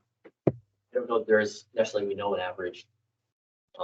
What is a ballpark average price for a trap if somebody had to change 100 traps? What are we talking per trap? Sure. Roughly? If you were going from traps like this, selling these ones and buying these ones, you can buy one of these for about $6 or $7. You can buy one of these for about $18. These could be modified. You can buy kits, but that requires somebody to do some welding to laminate the jaws or to modify the base plates in some way. So there is some expense to it, what you have and what you're trying to go to. Got to do comments for clarification. First, from a general standpoint, these modifications like offset jaws, base plated, center base plated, that was originally proposed for lane traps only. I didn't see that in the bullet. Yeah, no, I had that. It is Land okay. trapping systems, It yes. is, okay. Yeah. I think the original VTA proposal also stated specifically a 2 swivel mandatory minimum. That you were kind of, now it's like, it was a little vague. Is that intentional? The current language. And Oh, go ahead. say that again. I was gonna say, I believe the current language says swiveled at the base plate. Yeah. Swiveled at the base plate, and I think we were leaving it optional, and you guys, if you can remember, might be because the chain might be too bulky at times. Is that why we went to the optional? Do you remember? No, I don't. I mean, that's something we could tweak. Yeah. I mean, it's not, Trappers, actually, oddly, 3, like, I think there's 3 in that. There's 4 and 4 in this one, Yeah. 4 swivel points. And 2 is certainly, I say minimal, but yeah, it's it's just on that. You mentioned those encapsulation trap, that's called an egg trap. There's other styles also that you're aware of, but Yes. those, that's a foothold trap by definition, so that's exempt from all these other criteria. That's because that criteria isn't applicable to that type of trap. So like, you can't say you need offset jaw or so that's a different animal. Right? This was, the way the regulation was listed was that it was, or proposed regulation, was that the jaws would have to be offset, laminated, padded, or foot encapsulated. you can see it right here, Paul. Okay. Okay. Was that added? Okay. Yeah, it's in our proposed regulation. Okay, got it. Yeah. Got it. Didn't see that. And then this was also, modified to address what Mike was saying about all traps triggered by downward pressure. Because the foot encapsulated trap is triggered a different way. They're push pull, or depends on which model you get. Right. Right. Okay. And my last thing, talk about anchoring system, a earth anchor or a rebar stake or drags or grapples. I noticed you go by that criteria. It says belt traps must be anchored with a maximum weight. So that would eliminate the use of a drag or a grapple. The reason I bring it up, I know Vermont's a bony place. Sometimes you can't get a stake in the ground or even an earth anchor. You could tie it off, like you said, to a rock or a tree or something stable, but drags can be very effective and appropriate and even more humane in some cases than an anchored trap. If in the right terrain, you have to have a brushy, woody area where a drag could finally get caught up somewhere. But that proposal would eliminate the use of those drags. We had extensive discussions about that. I think what we decided is we were trying to rely on the science that was in this monograph, and they had not tested drags. So we had no way to know whether they were more humane or not. And without that science-based background, we felt we'd have to wait until there was some testing done, so we knew whether or not they were in fact as humane or more humane than staking. A couple of reasons. Well, there is something, and this is just a general B&P pamphlet put out by, it says, drags or grapples may be used effectively in some terrain and may also allow the captured animal to find cover, which it can reduce the stress on an animal, like a in a clearing or an opening, an animal is anchored in that opening, they'd rather be hiding in the brush, so a drag would allow them to get there and would reduce stress. And another advantage of a drag might to get an animal out of an open area, sometimes cross these animals that get hunter and they end up shooting them a drop coyote or whatever. So that's illegal in itself, but it's not good for the trapper or the animal. It is certainly more restrictive than what is currently allowed. It's got for now, but What's the intent for having the limitation of 6¼ inches on the jowl? One of those, yeah, one of the key tenets of having BMPs was to ensuring that the trap is appropriately sized for the animal. Your 6¼ trap is nominally a number 3 size trap, commonly used for things like bobcats. And there's not really a BMP approved trap, at least for the suite of species that we have in the state on land, where a trap larger than 6¼ inches would be necessarily applicable. Is that pretty accurate? Yeah, I'd have to check. I think so. It's nominally a number 3 size trap. Yeah, number 3, yeah. The idea being an ideal catch on an animal is to catch an animal across the paw, across major bones in the paw. Right. All right. If you are using a trap larger than that, there's no animal in Vermont that you're going to catch by the paw. That's going to be here. You're going to catch an animal up in the high where the trap is not intended to catch. Having a trap that's appropriately sized to the animals we're targeting is. And I'll just mention that as part of this research effort, over 8,500 animals were blind necropsied by veterinarians to determine what kind of injury was resulting. So they didn't know where the animal had been caught or by what. And that's how they came up with these recommendations.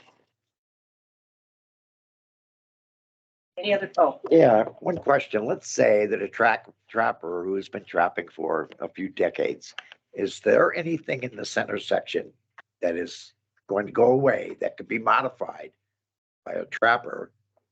Trappers tend to be handy. They have tools and all the equipment they probably need to make their own modifications. So can you show an example? Sure. These traps that are too large, there is no modifying that to be conforming. A trap like this that is off, that's chained by one of the springs, you could drill a hole in the frame here. You could put a center chain on that. And if your jaws were thick enough or laminated, welded on laminations, you could thicken those jaws up and assuming the pan tension could be adjusted, then it could be done. This trap, there's no way to adjust pan tension on this trap. So I don't know that you could use a number 11. I don't think it can be modified, at least not easily. These smaller traps, these are 1.5 coil spring size traps. You could drill a hole in the base plates. That's when actually has a hole in it. And you could move that chain to the center with swiveling, laminate the jaws. This already has an adjustable pan tension. So a trap like this could be modified by somebody with welding skills to add laminations to it. some of those that old, that double option you had, it couldn't be adjusted for pan tension. You can do some modifications to the end of the dog or the notch pan itself to make it lighter, or either tapering the dog or squaring it off. It does affect pan tension. Yeah, but it's yes. So somebody with some creative filing could potentially modify the pan tension. I think the pan tension on this trap is less easily modified than it is on some of the other models. I agree, yeah, but and less consistently modifiable. Something as simple as waxing the trap is going to adjust your pan tension. So there's a variety of factors in it. Sure. Okay. Thank you. Maybe we got a lot more to go on tonight, so thank you, Paul. Thanks. And I will just, anybody who was on the working group wants to jump in if I missed something. So, thank you. Okay. Baits and lures. Again, you remember the list I showed you that came out of 159? The objective here was to minimize the capture of non-target animals, particularly avian species. And so we're proposing that meat-based bait used in conjunction with trapping shall be covered at the time the trap is set. Covering shall include, but not limited to, brush, branches, leaves, soil, snow, water, or enclosures constructed of wood, metal, wire, plastic, or natural materials. Pretty straightforward. Okay, body gripping traps. Again, our objective here was to try to minimize, there were concerns on the part of the working group members that there were a lot of incidental or non-target captures. And so this is trying to address that concern. No meat-based baited body gripping traps shall be set on the ground, which is a pretty significant concession on the part of the trappers. However, baited body gripping traps with a jaw spread up to and including 60 square inches can be used on land if 5 feet above the ground or within an enclosure with openings no greater than 60 square inches. These are sort of what we're talking about on the left-hand side. And the trap triggers recessed at least 12 inches from all openings. There's no restrictions to body gripping traps, baited or otherwise, if set in the water.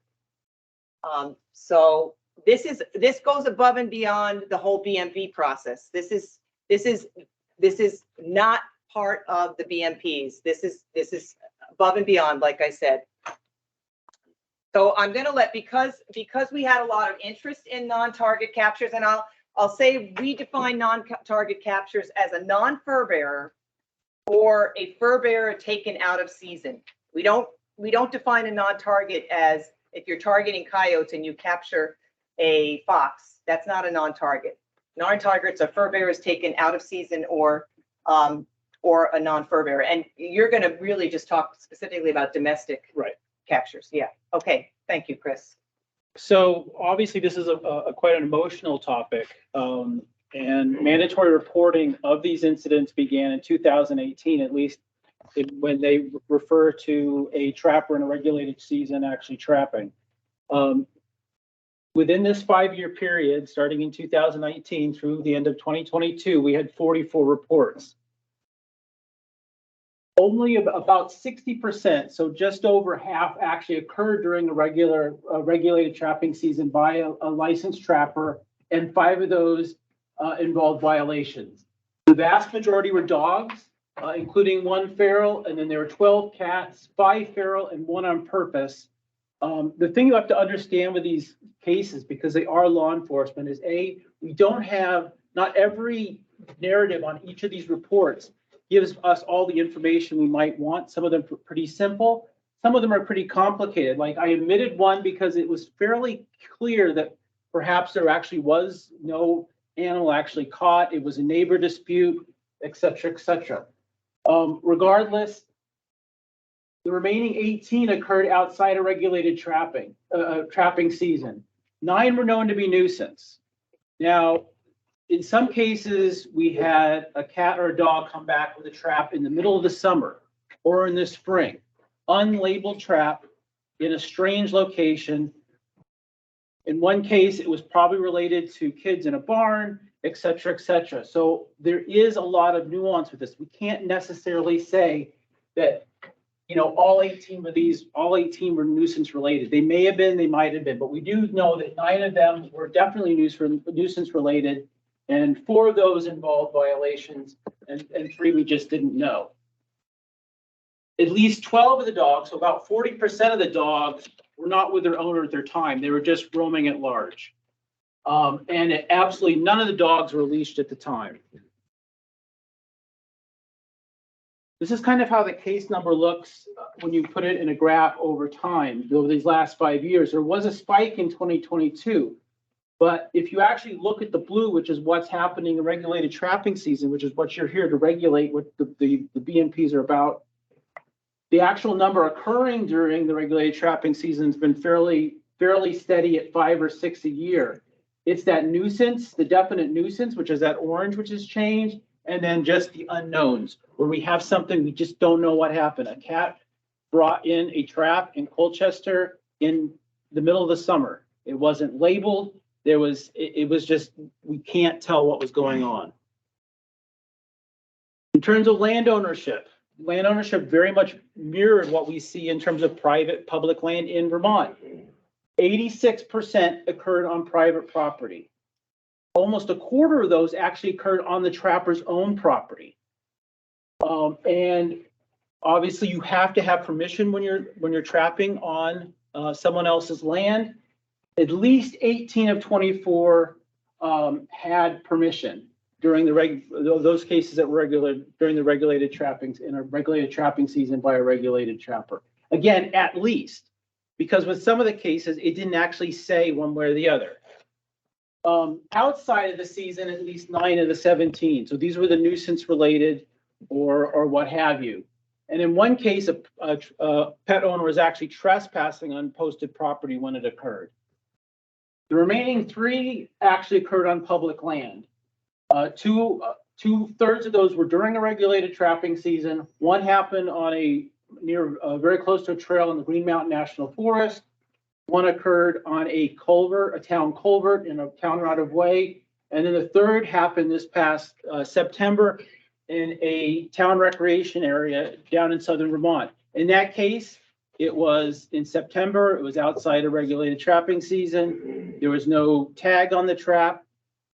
It was, so far, they've been unable to determine what happened.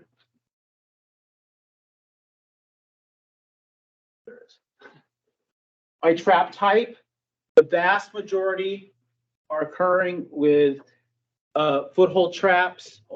6 were with body gripping, and we also include live traps. That was, for instance, the cat that was trapped on purpose by a landowner who was having problems with a neighbor's cat eating chickens. And then we had some others, or they just simply weren't listed.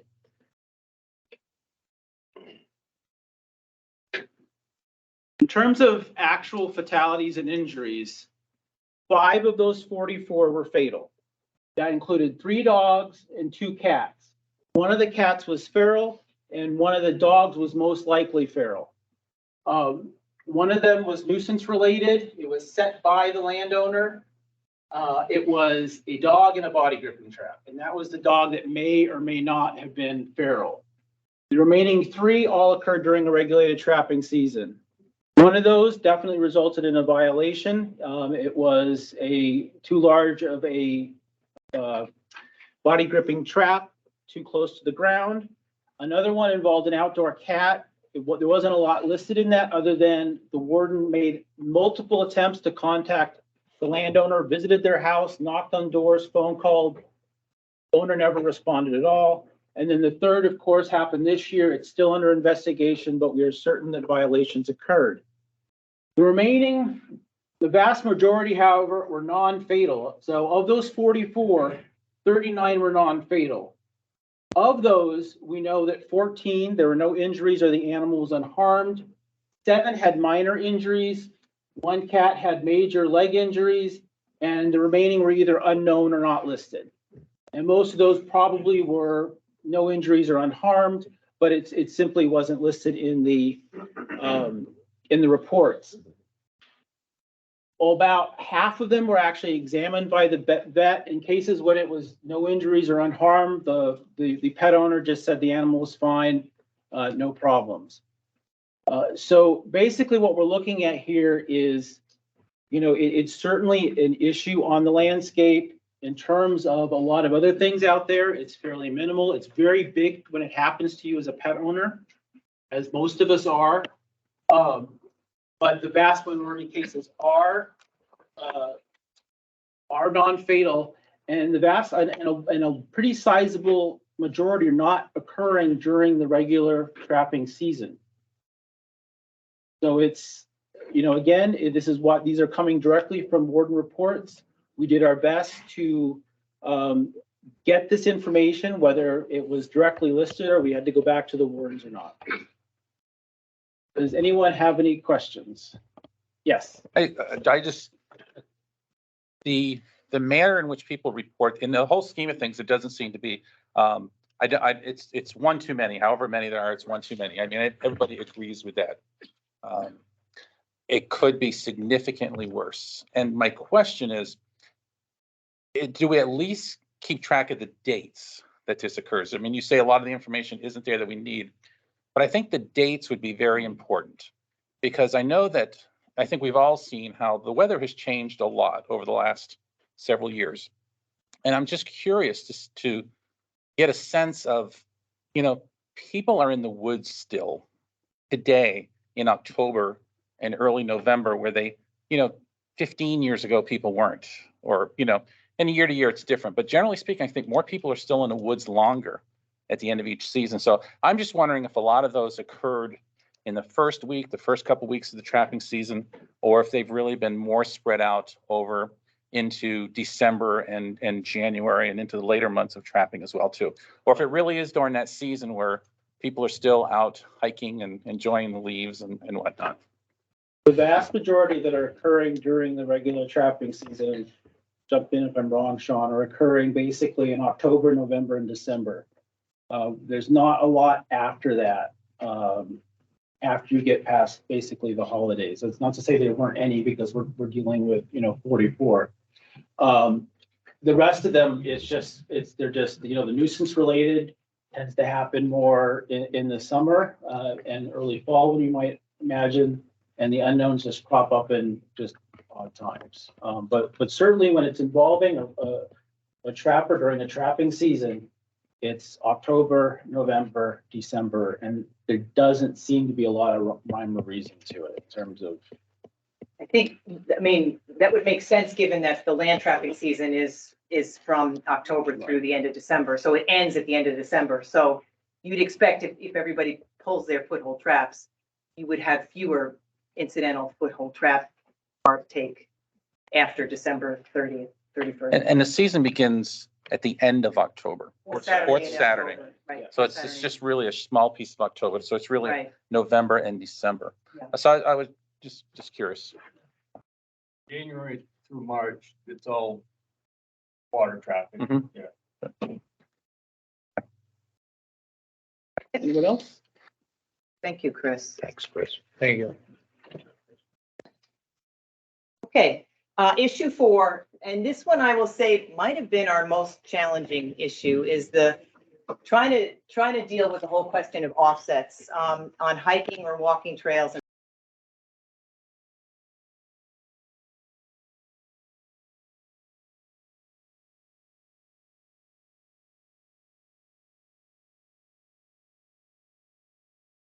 Although we have no historical evidence, I believe, of any children getting caught in any trap ever. In body gripping traps in particular, given that you can generally release a domestic animal from a foothold trap, often unharmed. But still, we opted to propose no foothold traps on or within 25 feet of a traveled portion of a public highway or trail on state-owned public land, unless in the water or 5 feet above the ground. And that would not be applicable to wildlife management areas, because hunting, fishing, and trapping are allowed on wildlife management areas. We actually came up with these recommendations in part based on the fact that a retractable leash is about 18 feet. So we thought that was a reasonable 25 feet for footholds and 50 feet for body gripping traps. And if we actually pursue the regulation to take baited body gripping traps off the ground, that will also try to minimize the harvest of non-targets as well. But no body gripping traps set 50 feet from a public highway or trail unless it's in the water, or more than 5 feet off the ground or in a dog-proof set, which I showed you above. Again, not applicable to wildlife management areas. The department has agreed to develop brochures that we will put at the trailheads of our wildlife management area and our state-owned lands. And we'll also recommend that this be added to Trapper Ed course, as will all of the changes that we might propose going forward. So Catherine is going to give you a little bit of background on this very complicated issue. We spent parts of at least 3 hours.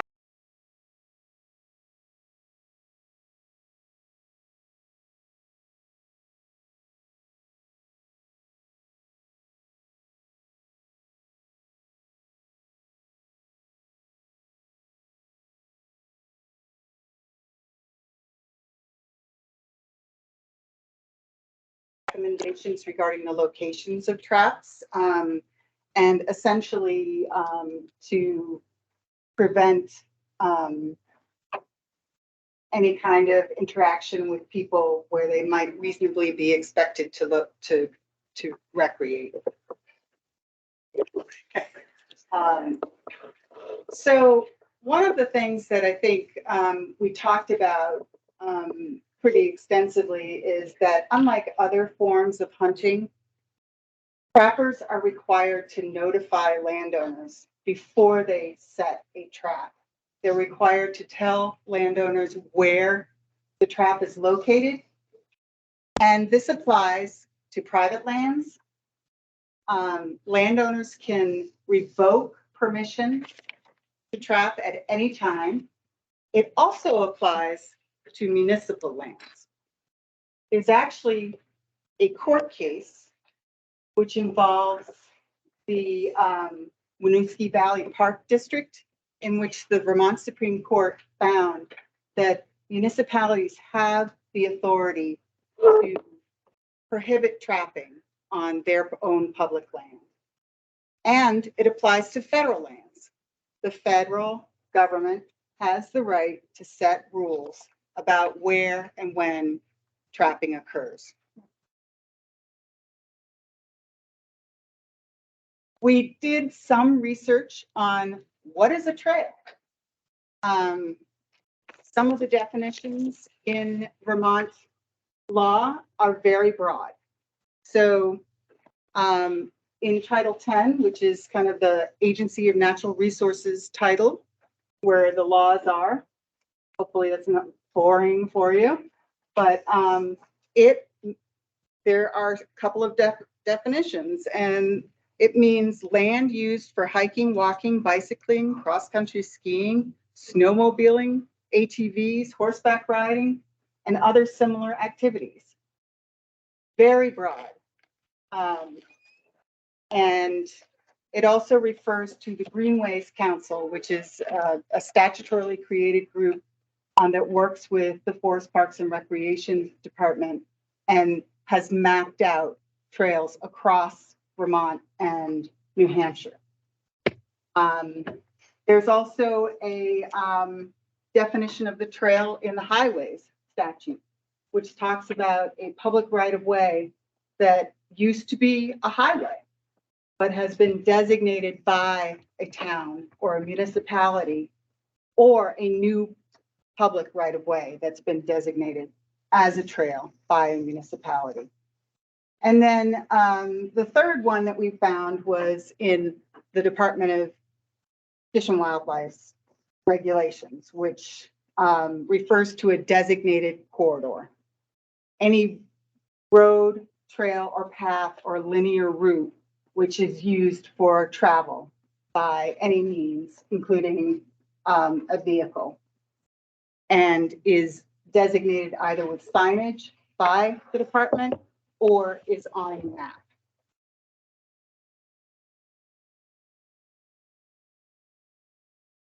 What is public land? There's no definition. I couldn't find any definition. Maybe there's one, but I couldn't find one.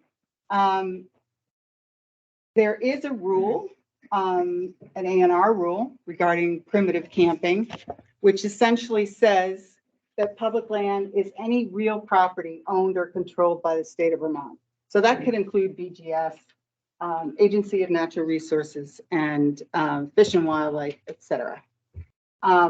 Agency of Natural Resources owns a lot of land. We have over 101 wildlife management areas. We also have a whole bunch of access areas that I'm sure all of you are familiar with, some of them. And we have about, over 134,000 acres, which are purchased and managed with funds, Pittman Robertson funds and Dingle Johnson funds, which come from the activities of hunting and fishing and trapping. So, and then Forest Parks and Recreation owns a lot of land too. They have 55 state parks, totaling over 52,000 acres, and state forests that are about 185,000 acres, as well as conservation easements that require public access. There's well over 90,000 acres of those. So pretty much all of the WMAs that we own, hunting is allowed.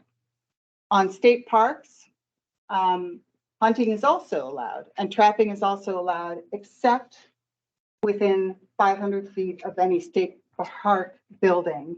And sometimes they designate certain other areas, such as camping areas, as prohibiting hunting and trapping. So we tried to consider all of these kinds of issues when we were coming up with a rule. We really felt that it was important to define trail pretty specifically because it's not enforceable to have a definition that's really broad. And you want people to know what the rules are if they're out there taking part in an activity. So what is a public highway? Really fun stuff here. State highways are those highways that are maintained exclusively by the Agency of Transportation. And town highways are highways that are designated by towns, and they are often exclusively maintained by the town, and sometimes they're cooperatively maintained by AOT. All of these highways are on public maps that are on the VTrans website.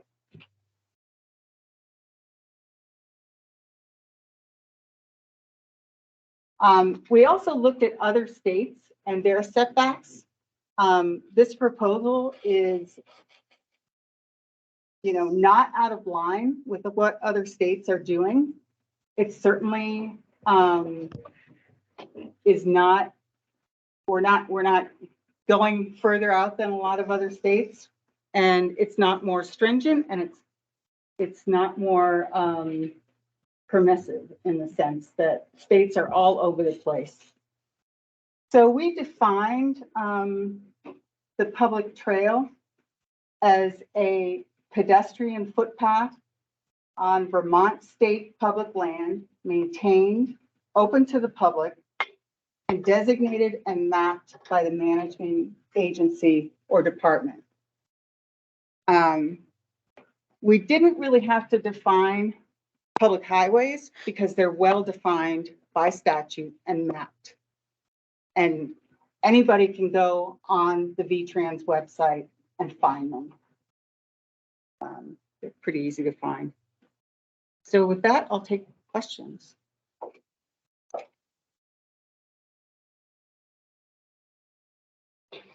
Back one first.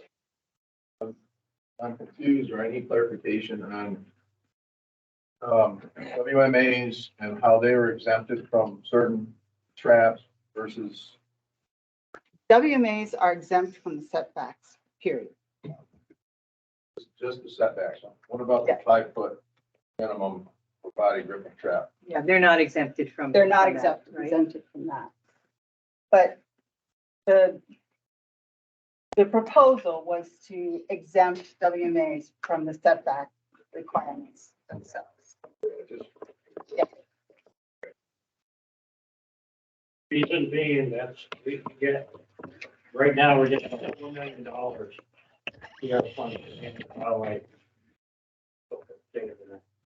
it's their mandate that we allow activities of hunting and fishing to go on those as primary use, followed also with wildlife activities. If we violate their interpretation of allowing those uses, we could risk all those funds. And they're serious. They audit us. We have to be very specific in how we code and track our time and what we do. So then in the annual report, to do that. So that's why. Doesn't mean we cannot regulate for state regulation, but we start getting down to curtailing the use. And trails for general recreation is not a priority use on wildlife management. We have them. We welcome people to use them, but we also have to be significant of the primary use of those trails for our federal statutes. Good question. Okay, great. Thank you, Catherine. All right, let's see if we can, uh-oh. On a second, I don't know what happened there.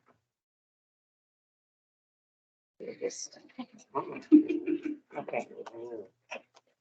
There. Catherine, a quick question. When you said highway, you mean class 1, 2, 3, and 4 roads? Is that what you mean? Yes. Okay, thank you. Okay, issue 5, if you recall, from way back an hour or somewhat ago, was humane dispatch. And there was some discussion about humane dispatch. At the time, there was unanimous support amongst all the working group members that we would wait until the Association of Fish and Wildlife Agencies, who are working on a policy statement around humane dispatch, came up with their recommendations, given that they are the experts. We are not experts on humane dispatch. And I think, Dr. Cottrell, you had some communication recently with them about the status of that?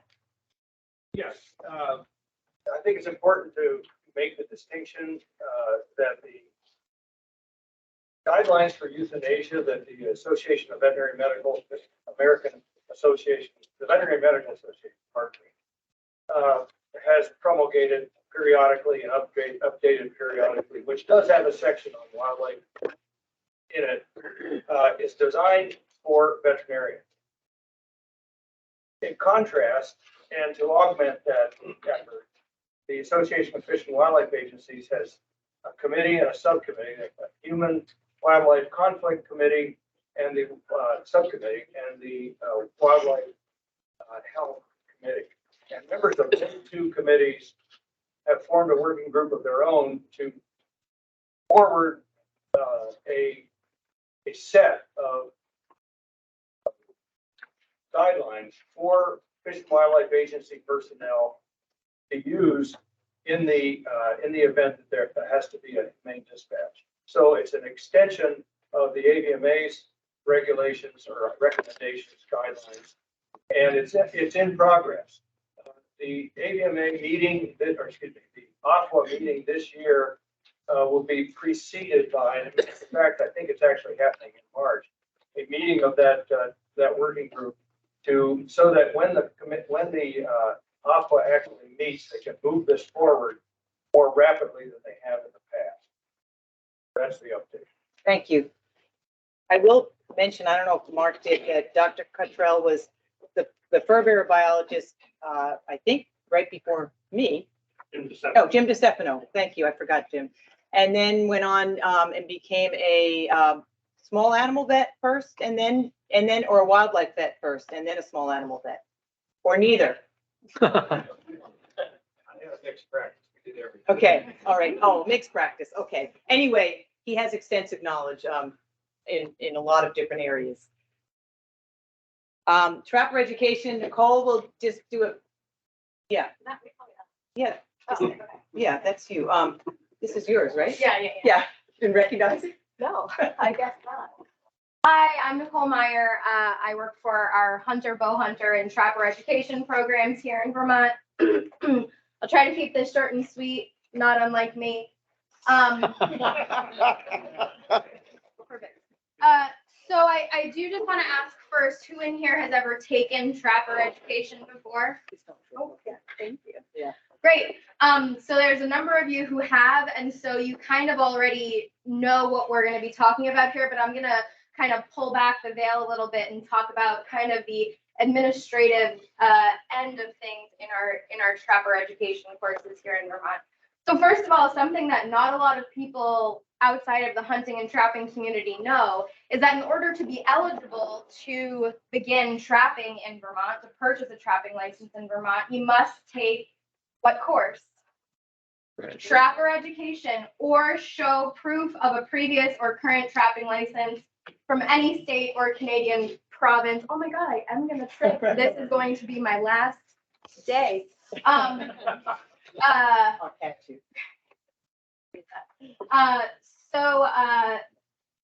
So you need to show proof of having trapped before or having taken a trapper education course in any one of the 50 states, a Canadian province, or taking trapper education here in Vermont. Our courses are aligned with what everyone's been talking about here, AFLA, the American Association of Fish and Wildlife, the Association of Fish and Wildlife Agencies.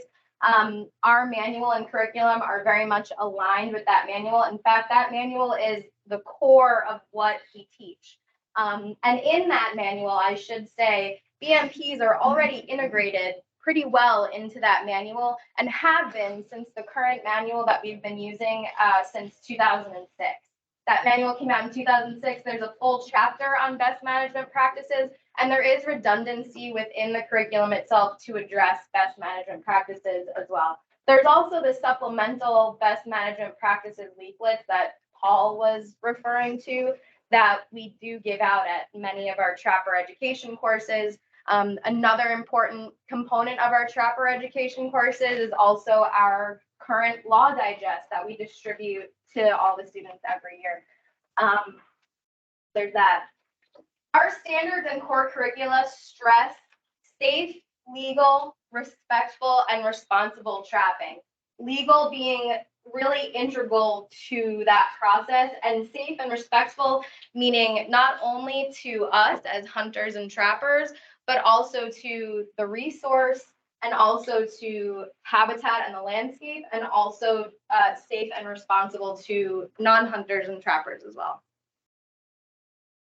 I won't go through our core curriculum. Like I said, you can find it for free online. That AFLA manual is available online. You can call my office and receive a free copy of our manual as well.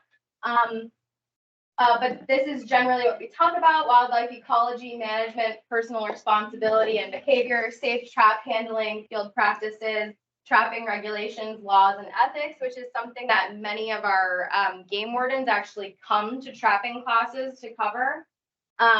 Wildlife identification, and of course, best management practices.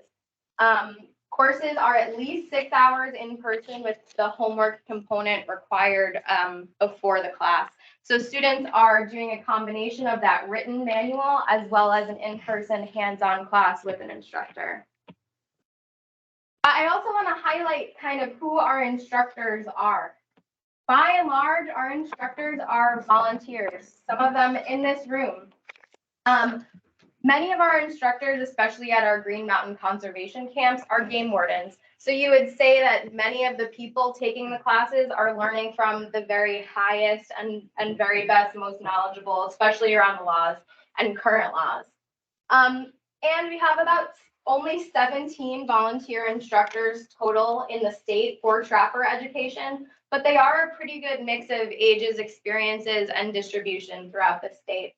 All of our instructors have to undergo a background check, fingerprinting, and in-person training, and an apprenticeship process, which is like their student teaching before they're released into the wild on real people to teach. And there are requirements to stay active, including a professional development requirement. Every instructor, in order to remain a certified instructor, must attend a professional development course at least once every other year. If these BMP modifications go into place, this will certainly be one of the professional development courses that we're going to require for our trapper education instructors. Anyone can take trapper education, and in Vermont, statutorily, it must be offered for free. That's a pretty amazing thing, if you ask me. The course and all the materials that are at the course are free, and in order for a student to pass, it's not just a gimme. You don't just go to the course and get certified. You have to show safety, responsibility, maturity, and pass a final written exam based on all of that content. A real brief overview of our students by the numbers for the previous fiscal year. We had 123 students, the majority of whom took the course were between the ages of 11 and 15. So that's mostly happening at our Green Mountain conservation camps. By gender identity, the large majority are male, represented there in blue. That's about 75%. And about half of our trapper education graduates are happening at our Green Mountain conservation camp, and about half are happening, like I like to say, like in the wild, non-Green Mountain conservation camp classes. And I also want to highlight that when students go to our Green Mountain Conservation camps, they choose to take trapper education. That's not a required course they have to take. They can choose from backpacking, waterfowl, and I think there's one or two more that I can't think of off the top of my head. And that's it for me, short and sweet. Questions? Thank you. Great. Thank you. Thank you. We made it without tripping. I didn't die today. Almost finished, so hang in there. So I just wanted to do a final justification for why we came up with the recommendations that we came up with. And like I said, the BMP recommendations that we've come up with have pretty much come from the monograph and the science that we have to date on improving trapping systems for animal welfare and selectivity, which was our focus and our goal, was to lower injury and increase selectivity of trapping systems. We think that these are pretty elegant solutions to coming up with effective and enforceable ways to improve both trapping systems for both animal welfare and selectivity. And we're hoping that it will reduce the risk of injury, which we already think is relatively low. We're hoping this is going to reduce it even further and minimize non-target captures. And I will say that there's been some really significant concessions on the part of the trappers to get us to this point. And they've given up a significant amount. So I'm hoping that we can find some common ground here going forward with the rest of the folks. And these recommendations exceed the BMPs as actually directed by Act 159. So next steps, Dave, do you want to talk about those or? Catherine's going to? Okay. And I believe this might be the last slide, guys. It is. Yes, it is. Part one. You've done very well. You paid very close attention. Like a 15-minute break. Yeah, so this is really just about the board rulemaking process. Today, the first day is the presentation to the board. We'll likely have the first vote on the actual language of the rules at the next board meeting, which is April 5th. And then we have to go through a pretty involved rulemaking process, which requires us to file with the Interagency Committee on Administrative Rules. And at each step, there are either rules or statutes which require us to file within a certain amount of days before we can actually attend a meeting. So that's why there's that gap between April 5th and May 8th. After we go through ICAR, if we are successful and we are approved, which I have no doubt we will be, we file with the Secretary of State's office and it begins the public input process. And there will be public hearings. There will also be a public comment period, which will span more than 30 days. We will probably generally put all of our the materials online, starting with the date that we file with the Secretary of State's office. The public comment period will end June 30th, and then we'll go to the board for the second vote and give the board an opportunity to look at all the public comments that we receive, compile them, present them to the board so that the board can understand what the public's reaction is to the proposal. And then we go before LCAR, which is the Legislative Committee on Administrative Rules. And they can object to the rule. Their objections have to be based on either, there's a handful of objections that they can make. If they believe that the rule exceeds the authority of the board, they can object. If they think it's unconstitutional for some reason, they can object. If they think that we have not followed a public process, they can object. The Legislative Committee on Administrative Rules does not have the authority to prevent the board from proceeding with the rule, but if they do not approve the rule, it does not have the same level of deference if somebody were to challenge it in court. So once LCAR approves a rule, it becomes much less challengeable. It's entitled to deference under the law. And then we will come back for a third vote sometime in September or October, assuming that we can get through the LCAR process. And that's it. I will add, it's also gonna cover hunting coyotes with dogs that you're gonna hear next. Yeah. Soon after the break. Yep.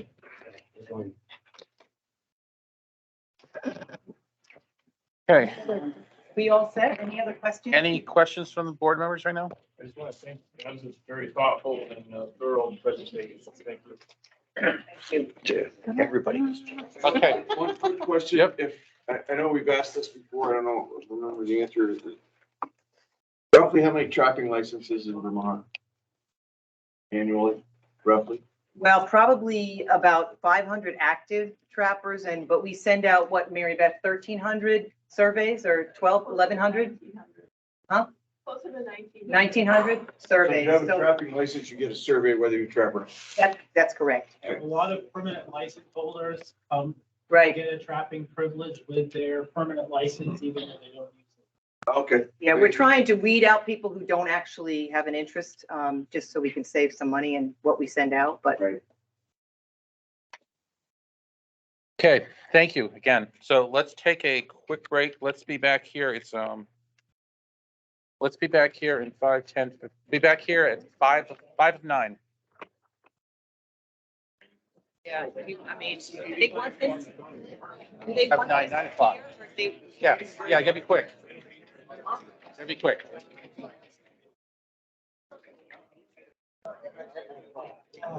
Oh. You guys, are you fried yet? Are you fried yet? No. Nice guy. This is great.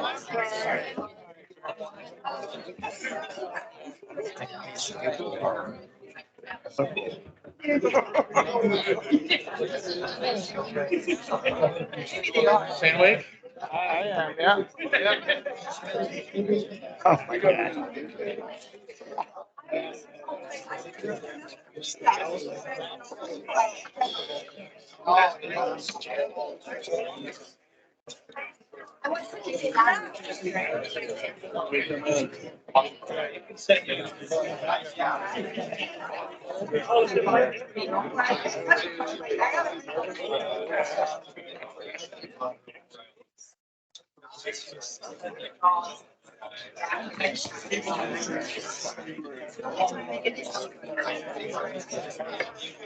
Things settled in there. Figure that, I can't say.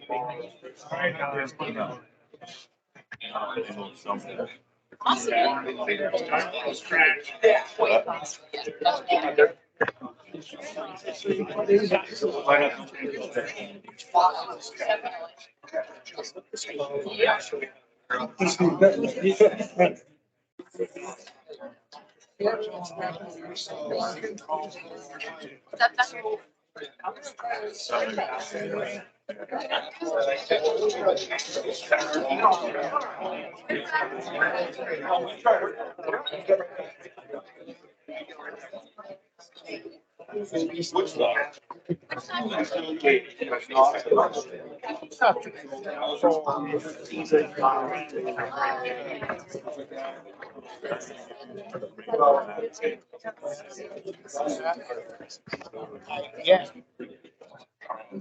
Sure. Well.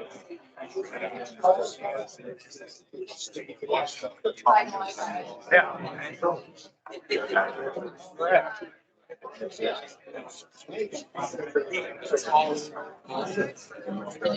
It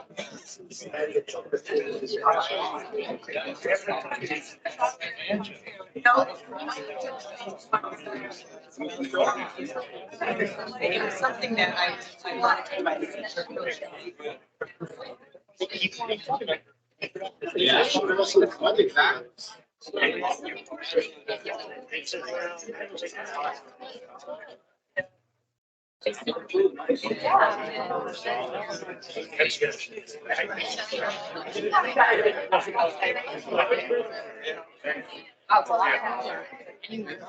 I know, it's 10 degrees. Maybe not that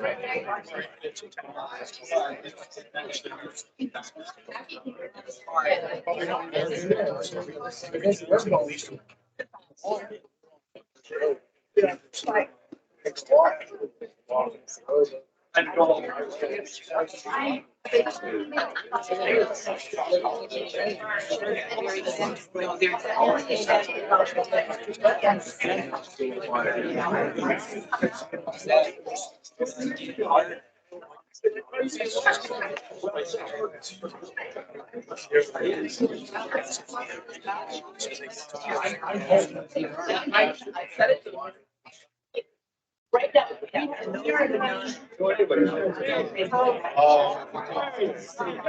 I was gonna say.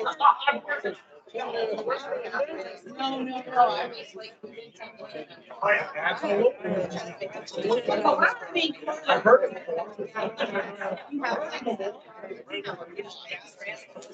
You know, it's amazing how.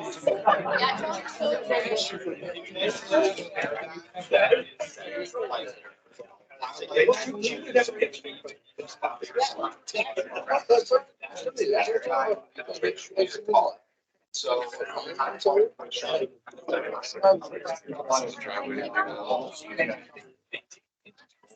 They don't waste much time getting this. No.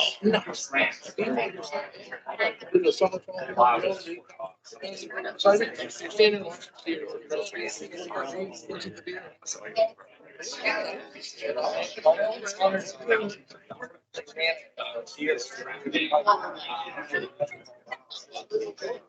Yeah, so him and him. It's good. Turn it on. So yeah,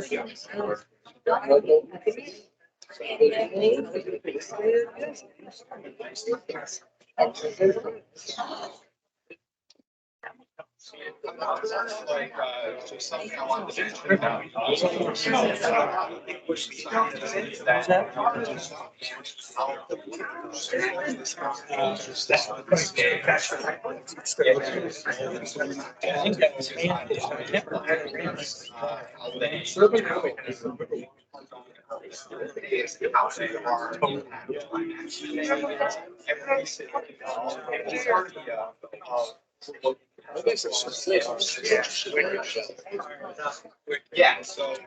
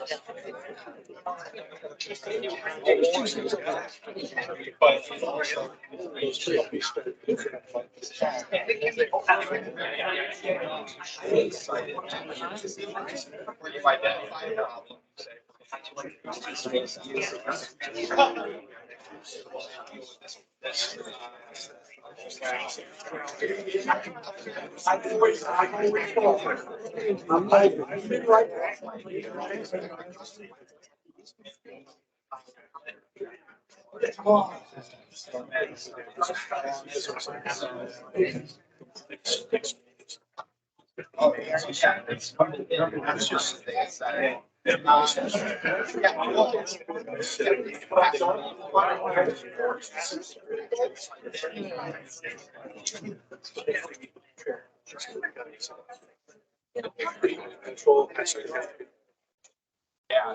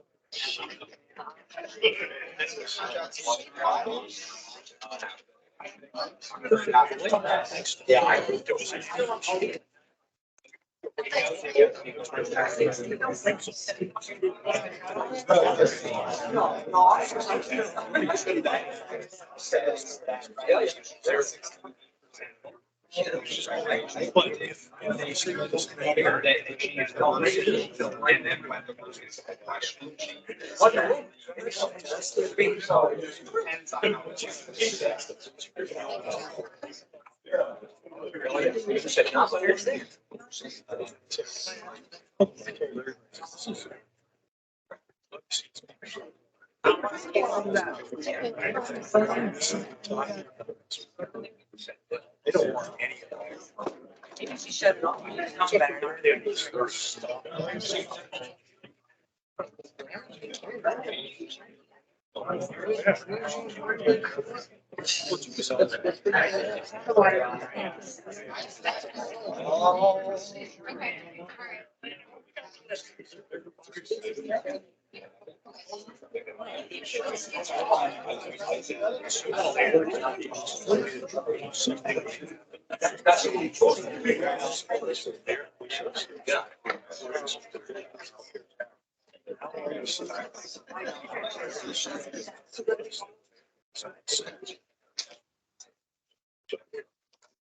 Which one was that?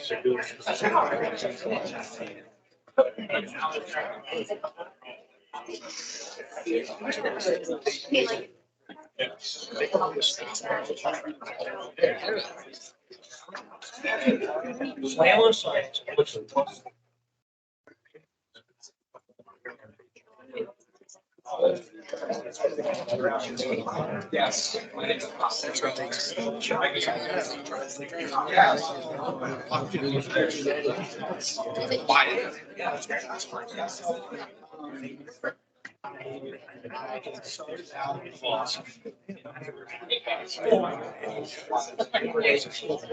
Well, like I said,